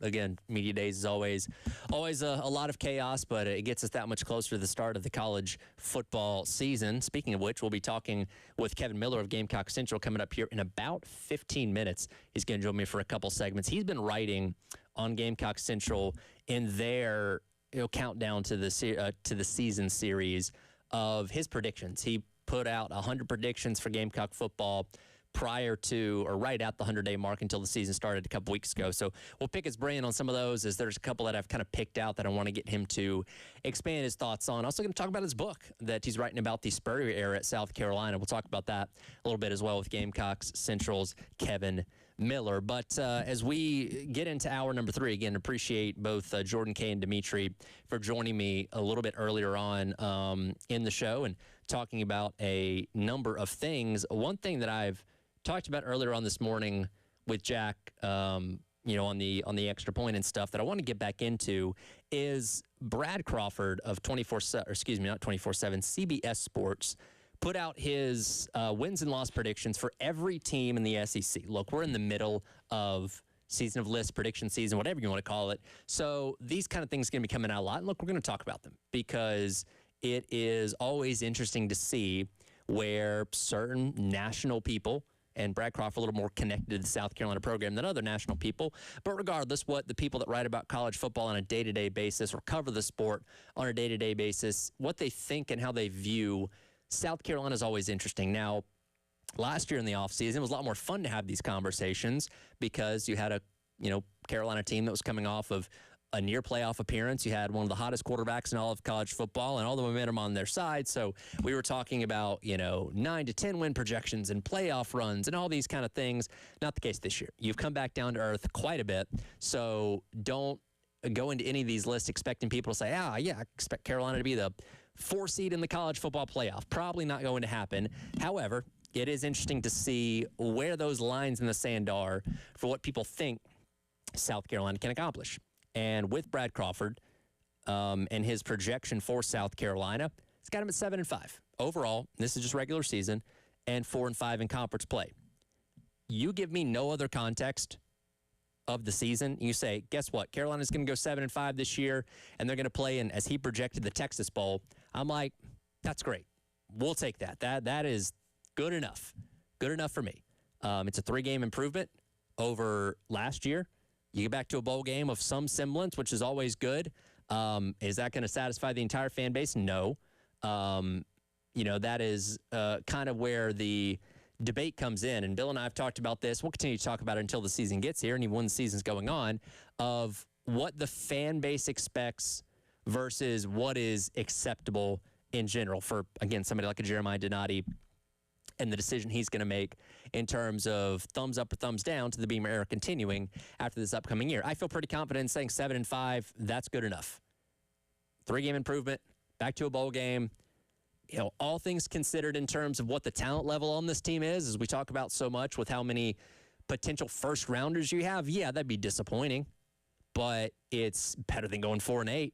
It's better than missing out on a bowl game. Again, it's a step in the right direction. Now, the way Brad Crawford arrives at 7-5 is interesting. Projected wins: Kent State, Towson, no shock there. I don't know of anybody that's predicting Carolina to not win both of those games. Mississippi State and Kentucky, two teams in the SEC that we feel like Carolina is in a better position than as of right now. Tennessee, a little bit tougher, but not impossible, especially as, Demetri and I just talked about in that last hour where, Tennessee is going to be without one of their most coveted defensive transfer portal additions in Chaz Coleman this upcoming season, and they're trying to figure out a quarterback. They don't know who the quarterback is going to be. Coming into Willie B for the first time since the upset, I could see that. That's fine. Georgia is the one that's interesting here. And then Clemson to wrap up the regular season. But Georgia is interesting in particular because he has South Carolina losing to Arkansas the week before. And I get it. I get it. He's looking very much at the mold of what happened in 2022, where South Carolina played one of the worst games in the Beamer era on the road at Florida, ends up, losing 30-6. Nobody in the world gave him a chance, and they came home and beat Tennessee that next week and wrapped it up with Clemson. So he's kind of following that same mold. I don't know if that is the case this time around or not. What I think I know, and again, we always have to position Arkansas and Ryan Silverfield could be the next Indiana and Kurt Cignetti. And by the time that game rolls around, we're saying, man, look at Arkansas. They're undefeated or have one loss, and they're positioning themselves for the college football playoff. I don't think that's going to happen.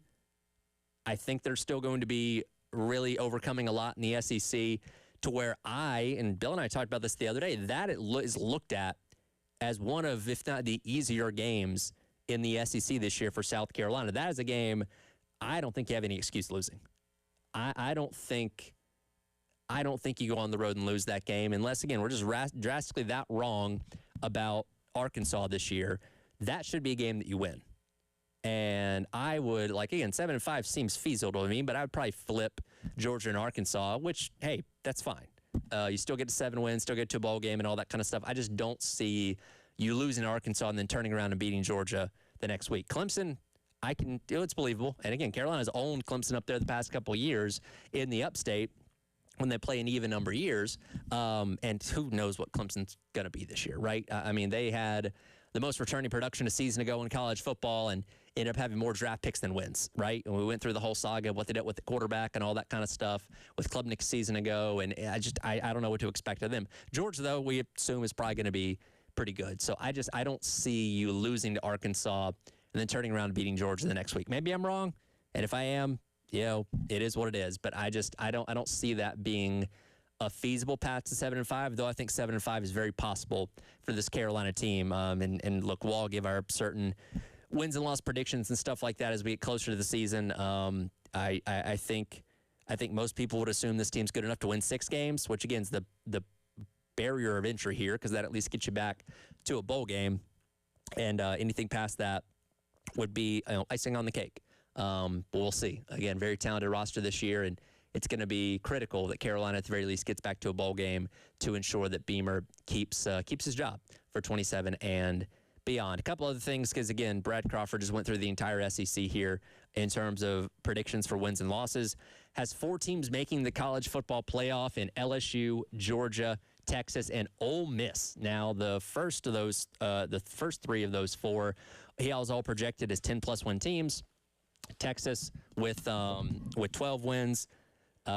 This counts the SEC championship game too, because he has Georgia and Texas playing in the SEC championship game. But 12 wins, Georgia 11 wins, LSU 10 wins. Their 2 losses being at Ole Miss and Tennessee. Funny enough, the 2 Lane Kiffin special type of games, and then Ole Miss at 9-3. Now this is where I disagree a little bit, particularly with Ole Miss, because it's not who they lose to; it's when they lose to them.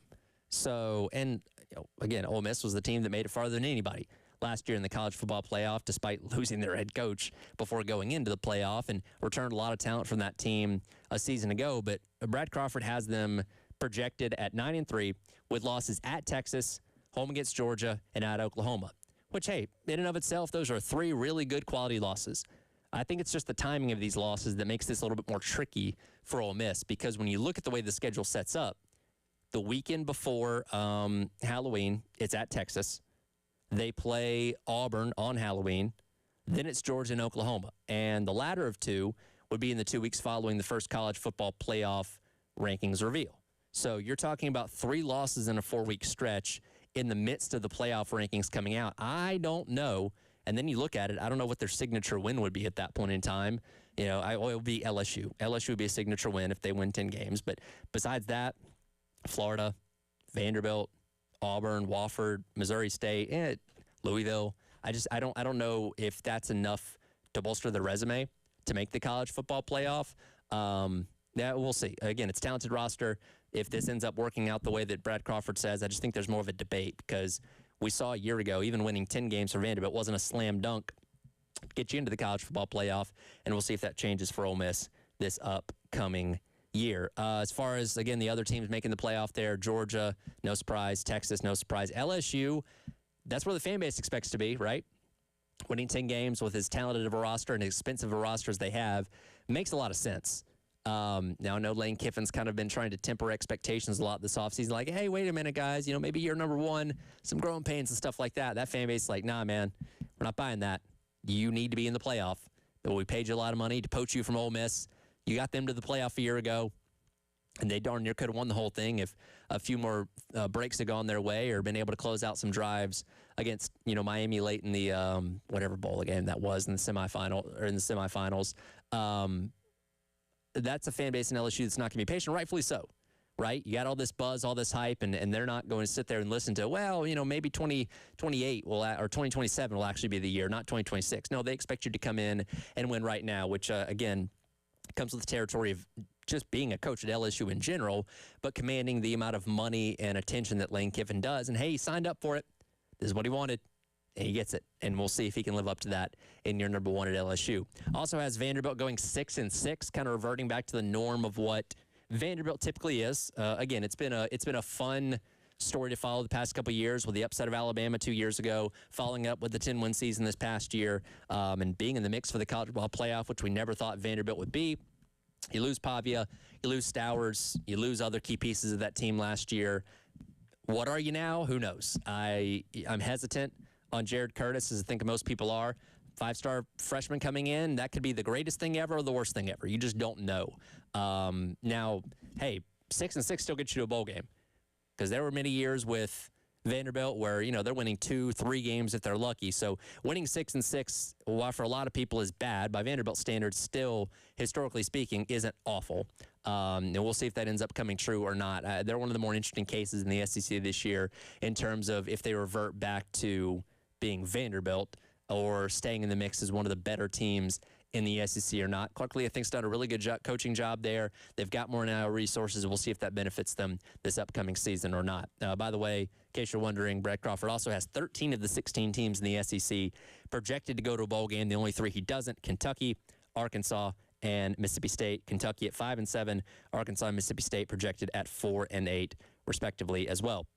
So we'll see. Again, it's one person's opinion, one person's list, but intriguing nonetheless to see where they view not only South Carolina, but the rest of the SEC as well. Speaking of predictions, our guy Kevin Miller of Gamecock Central has put out 100 of them prior to the season starting. We'll dive into some specific ones coming up next with him as we continue on with Halftime Show. Tyler Head and Captain Dave on your Monday on the Game.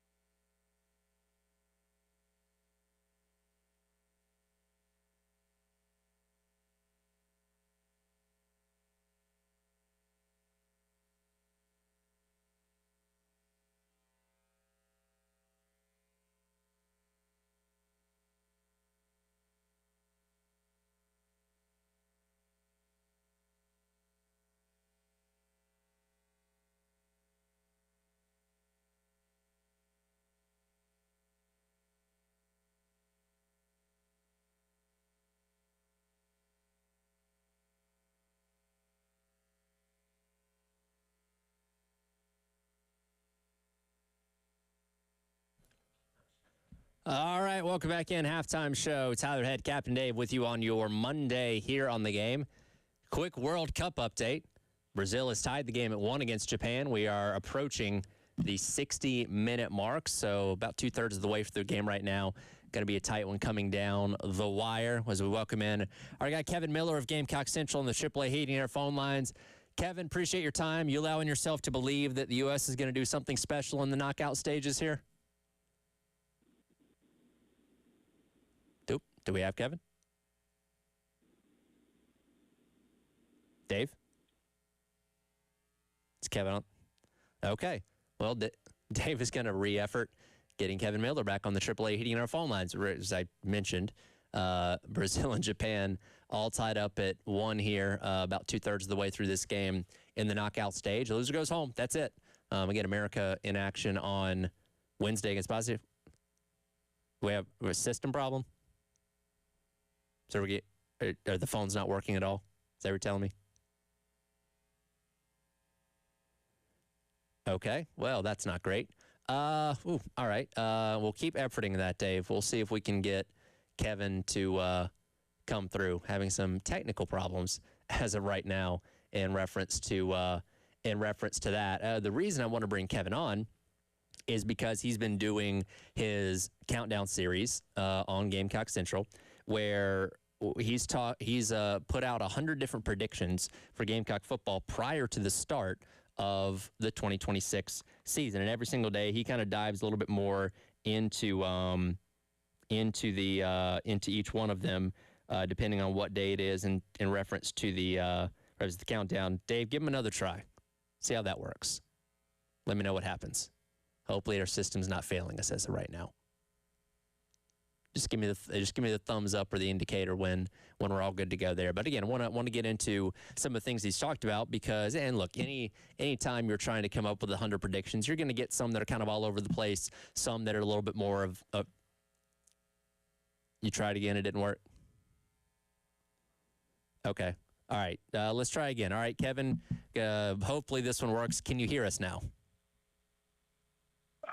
Tyler, you suck, man. You're in and out for me. Okay. But you can hear me? I can hear you. Okay. We're going to give this our best effort. First of all, how are we doing? How's everything going in Kevin Miller's world?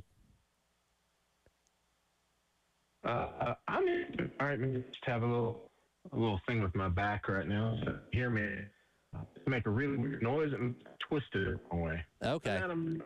Well, hopefully you can get through this interview without too much pain there. Again, I wanted to bring you on because you've been writing, or you put out your 100 predictions for Gamecock football right at the 100-day countdown of the season starting. Again, we're at 68 days as of right now, so you've been expanding on these over the course of the past couple weeks. I got to ask, how long did it take you to come up with 100 total predictions to put out a couple weeks ago? I would say probably sometime between 10, 15 hours or so. You know, some of them came really quickly, and then once I got about 40 or 50 of them on the computer screen, I was like, oh, wow, I still have 50 to go.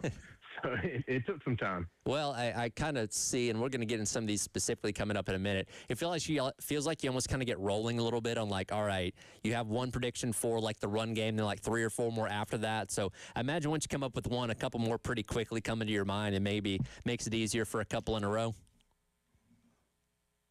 Yeah, and you know, just trying to make it look a little better. I tried to organize it in a way that flowed a little bit. So you've got some that are similar, I guess, in category right next to each other, things like that. Makes a lot of sense. Again, we'll get into some of these specifically in a moment. Is there any one that sticks out to you as maybe like the easiest layup? There's varying degrees. Like some of these, like, okay, that's a little bit more obvious. Some of these a little bit more tricky and challenging.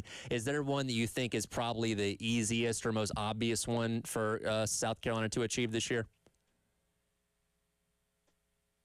There's a handful of them that I think are probably pretty easy, and people probably read it as a prediction and be like, oh, well, he's not really going out on a limb there very much. But I'd say probably one of the easiest ones would be that there will be some kind of social media reveal for the Nike uniforms. I think that's kind of a layup. I put in there that they would be significantly better on offense, and I put some numbers behind it too. But like, if you watch South Carolina in 2025, significant improvements is almost a given on offense under Kendall Briles. So there's a few of them that they're pretty easy.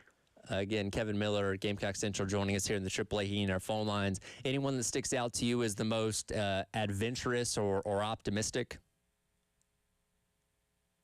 Yeah, there's a few of them, especially when you look at like record prediction stuff. That it's like, okay, that might not be the easiest to pull off. I put that South Carolina would go undefeated in non-conference games, which, you know, the first two, no offense to Kent State and Towson, that should be 2-0, but you play Clemson at the end of the year, and then assuming that you have at least a decent season, you've got a bowl game most likely against a non-conference opponent. So sweeping through all of those might not be that easy. I said that they would not post a losing record against former SEC East teams. You know, you got to go to Florida. You play Georgia. Tennessee is at home. You do get Kentucky, and you should be a favorite against Kentucky, but you might be an underdog in the other three. Right. So that's another one that's probably a little bit more difficult. Well, leading into that, and in terms of wins and losses, we'll kind of start right here at the top with your number 100, which was winning 7 regular season games, which kind of goes in line, something I've been talking about a lot on the show already today. Like Brad Crawford of CBS Sports had South Carolina winning 7 games. Interesting pathway to get there in terms of the wins and losses. Where do you kind of see those 7 wins coming from? Yeah, I can't say that I'm going to follow Brad's path. You know, I don't see necessarily South Carolina beating Georgia this November, but I think a 4-1 start is pretty important. You know, South Carolina gets 2 smaller opponents at home to start the year, and then they ramp up a little bit to Mississippi State, but they still should be a favorite. So, you know, you're 3-0 before you go to Tuscaloosa, and then you get Kentucky at home. I think a 4-1 start through that stretch would really help. And then you're like, okay, you get Tennessee at home, and Florida on the road, and A&M has to come to Columbia, and they're probably a little more talented, but you've beat them the last 2 times in Columbia. You've beaten Clemson 2 in a row on the road, things like that. And so I think you're probably looking at a 4-1 start, and then you probably split, it would be my guess, the Florida and Tennessee games. So that gives you 5 wins there, and then a 2-3 finish down the stretch, which doesn't excite anybody. Mm-hmm. But when you look at the opponents and you see, you know, you got to go to Oklahoma, you got to play a good Texas A&M team, you got to play a good Georgia team, you got to go to Arkansas, a place you haven't won that much historically. You got the rivalry game against Clemson. Getting 2 wins in that stretch wouldn't be the easiest thing in the world, even though I think at this point, especially with all the positive updates this offseason, I think it would be expected to get at least 2, but that would get you to that 7-win threshold in the regular season. Hey, it's 3 more wins than last year, and I think most of us would take that at this point in time. Kevin, hang tight through the break here. I want to get to a couple more of these predictions as we continue on. Halftime show, Captain Dave and Tyler Head along with you on your Monday here on The Game.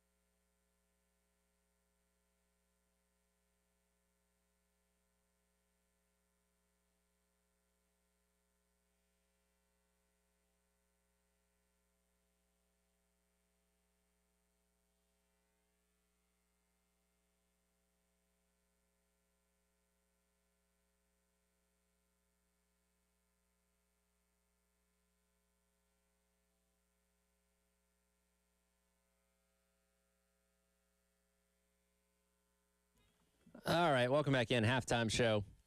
It's our Red Captain Dave along with you here on your Monday on the game. We're talking to our guy Kevin Miller of Gamecock Central joining me on the AAA Heating and Air phone lines about his prediction series on Gamecock Central, 100 predictions for Gamecock football. And again, he put out this list at 100 days until kickoff and has been elaborating on each one, correlating with the days until kickoff over there on GC. So be sure to read those full articles because, again, we're not going to have time to touch on all of them as of right now. Kevin, just kind of want to bounce around to a couple different ones here that I found particularly interesting. We'll jump all the way to number 8. We talk a lot and have each of these past couple off seasons about the special teams battles, particularly when it comes to kicker. And the last we heard Beamer talk about the kicking competition in the spring, sounded like you felt pretty good about it, but you're thinking that this is not settled in fall camp, preseason camp, whatever you want to call it. You think this actually stretches into the beginning part of the season where a lot of kickers will get rolled out to make some attempts before we get into conference play. Yeah, I do, and I guess before I even address that, we need to talk about it can't be fall camp when it's 100. Yeah, I know. Right? It's preseason camp. It's a habit. No, I know. I'm just playing, but yeah, I think the combination of, we'll just say, the unsettled nature of that job and the fact that they're going to be playing against two opponents that, again, theoretically they should be able to outscore pretty significantly, will lend itself to trotting multiple guys out there. You know, Upton Beliffant comes over out of the transfer portal. Max Kelly is back, but he didn't attempt a field goal last year at all. And you bring in Malik Orson out of the transfer portal kind of late, which, you know, bringing in a kicker that late makes you wonder in and of itself, like, okay, was there a reason to think that this job is unsettled? And I know he hasn't been talked about as much with kicking, but even Mason Love could be involved, though he's punting more than he's kicking. I wouldn't be surprised if 2, maybe 3 of those guys get at least one attempt in the first 2 games. Yeah, and I guess there's kind of 2 ways to look at this, and again, it's all gonna, depending on what kind of information comes out from preseason camp. There's the camp of, okay, all these guys are just making all their kicks, and it's really hard to figure out who our best option is. So let's throw them in live games and see what happens. Or, man, these guys are all over the place, and one of these guys has to emerge out of the group. Let's see what happens in the first couple games and go from there. Hopefully, it's the former, not the latter. Right. Now, we have seen this in the past, though, right? Parker White, as a freshman, was not the starter at the beginning of the year. It was Alexander Wozniak. But he and Wozniak both got some reps. White performed a little better, and he became the starter and then stayed the starter for the next 4.5 years. And Mitch Jeter almost lost the job a few years ago before he took over. He almost lost it to Alex Herrera in preseason camp. So, these things do happen, and it doesn't necessarily mean that the situation is going to be bad, but it does mean that it's at least somewhat unsettled. Again, talking to Kevin Miller of Gamecock Central about his 100 predictions for Gamecock football in 2026. Let's jump back up to number 30 now, where you have Jazavion Current starting at some point this year, which I think has been a pretty popular prediction for a lot of people. And look, Beamer's not afraid to play freshmen. Sometimes it's by injury and necessity, obviously, but if you're good enough, you'll find your way onto the field. And Jazavion Current's coming in, being player of the year, accomplishing what he did in high school as a quarterback and coming in as an athlete to play the defensive back position. There's a lot of belief that he's going to find his way onto the field in a meaningful role at some point this year. Maybe not right out of the gate, but I think that at some point this year is a fair way to look at that in terms of what kind of impact he can make as a true freshman. Yeah, I mean, he's just one of those guys that you look at and you're like, he's too good, he's too talented, he's too, basically any positive attribute you want to list about him, they're all true. He's too all of those things to keep off the field completely. And if when he gets on the field, he shows that he's a little more comfortable than most true freshmen, and he shows that he can handle some of the mental load, and I think he will on those things, then it'll be impossible to keep him out of the starting lineup eventually. I'm not necessarily trying to dog the other guys in the safety room. I mean, Peyton Williams has picked up some preseason All-SEC chatter, and then guys like David Busey and others have performed well in their roles in the past, but we don't necessarily have beyond Williams, clear-cut hierarchy. And so that kind of creates a path for a guy like Currents with just how talented he is to step in. I mean, 6'4", 215 probably, and an elite athlete. I mean, what's not to like? Let's jump now to number, 53, where you have two running backs cracking at least 500 yards on the season. Again, the running game was non-existent in a lot of ways last year. How that ends up shaking out in terms of who those two guys are, still waiting to see. You got a lot of what we feel like are good options in that running back room. Matthew Fuller, Christian Clark coming in from the portal. Warren Howell is somebody that people believe has a high upside, and we think, based on the history and track record with Kendall Briles as an offensive coordinator at prior stops, the run game should come along pretty well, in addition to what Sellers is obviously going to do with his legs. But having two running backs being that consistent, I think, would be a welcome sight for everybody. No doubt. And you mentioned Sellers, and he might be the reason why this prediction doesn't hit, right? If Sellers runs for 600, 700, 800 yards, that's obviously going to take some carries away from the backs. But we've heard a lot of good things from Matt Fuller and from Christian Clark in the spring and in the summer. Obviously Clark with his last game at Texas being a 100-yard performance in the bowl game, and we've seen what Matt Fuller can do in flashes. He had the 72-yard run against LSU. He had a few carries against Kentucky that should have been no gain that he just bowled over people for 4 yards, which doesn't sound like a lot, but if you do that consistently, that consistent falling forward, that's gonna add up to yards. So I think that Fuller is probably your number one guy to start the year. Obviously, that can change in camp, but I think he's the number one guy. But Clark is definitely in line for some work. And depending on how things go in the early part of the year, we might see both of them kind of almost splitting some carries. Get to a couple of the more kind of off-the-field type of stuff here in your predictions. I'll combine these two. At 94, you have Steven Garcia leading the Gamecock Chants pregame, assuming coming out of the Cockaboose. And then you have a Lou Holtz tribute prior to the Kent State game. Well, again, a lot of things have happened this offseason. Of course, with, Garcia's cancer diagnosis, you lose Lou Holtz, you lose Steve Tannehill as well. So an opportunity that hopefully the university takes advantage of to be able to obviously have Steven Garcia out there if his health is in a good position for Ram being able to do it, and paying tribute to a couple of legends as well as the season wears on. Yeah, and maybe some of this is just some emotional hoping for the best, so to speak. But I truly do believe that South Carolina, in the way that the fans, but also the school and the program have rallied behind Steven Garcia, I do think there's going to be something for him. I think it would be fitting, especially for his personality, to pop out of the Cockaboose. I know he's done things before, but things are a little different now. After Connor Shaw had his medical incident last year, he was able to do this. It was a really special moment for him. And I think it could be really cool to see Garcia do something similar. And for Coach Holtz, I mean, everybody now thinks of the Steve Spurrier era as the best era, and they're right. But if you were to talk to Coach Spurrier about it, what Coach Holtz was able to accomplish right before that kind of paved the way for the Steve Spurrier era to happen. Holtz kind of revitalized the program.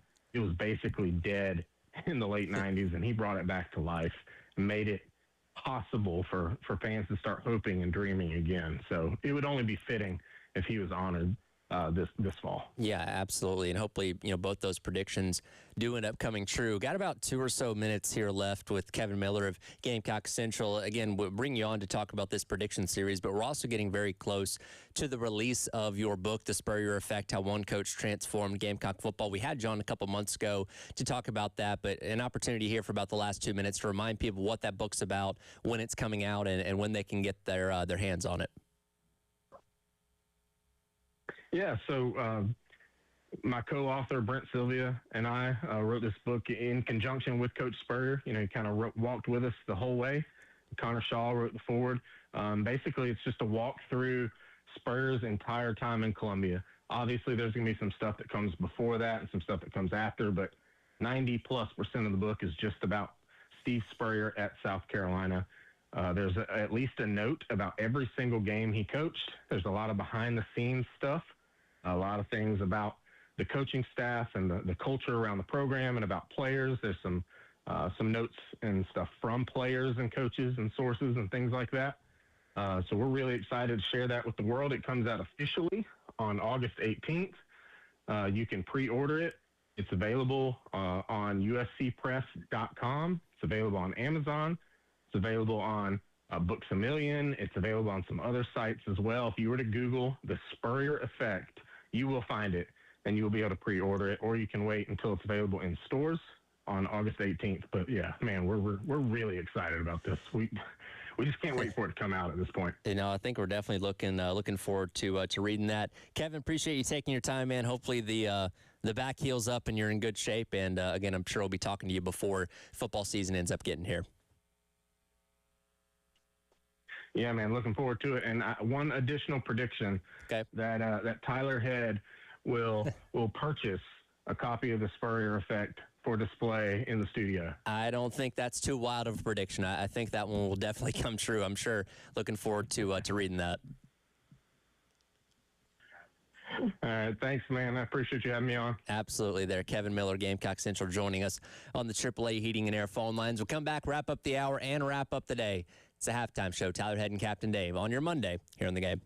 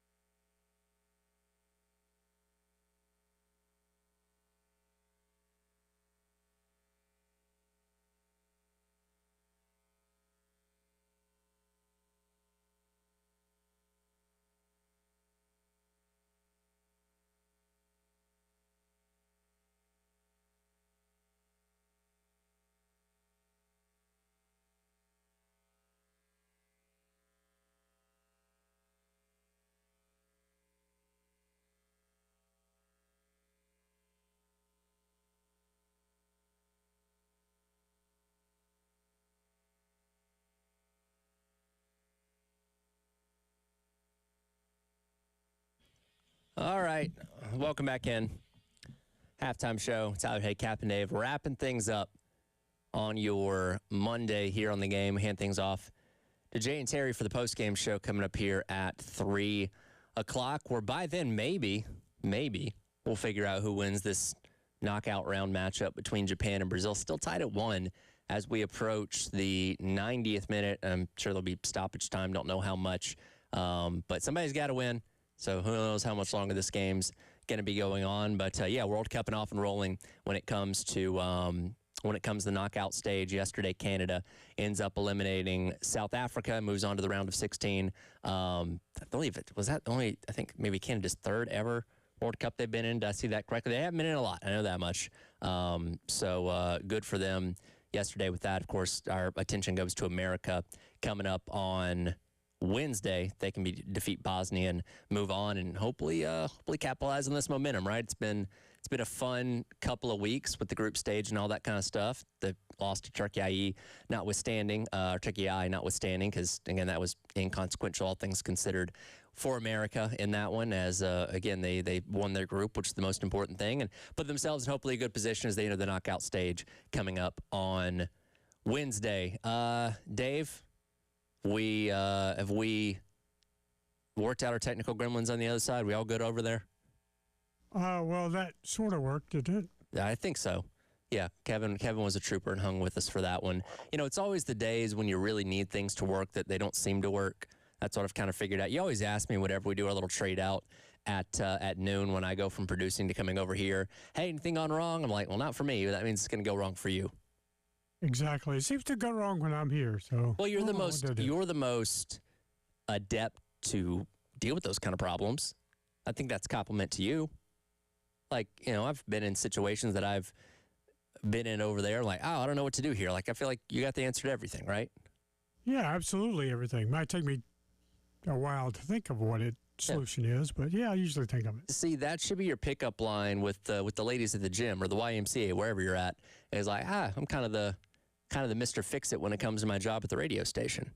They'd find that impressive.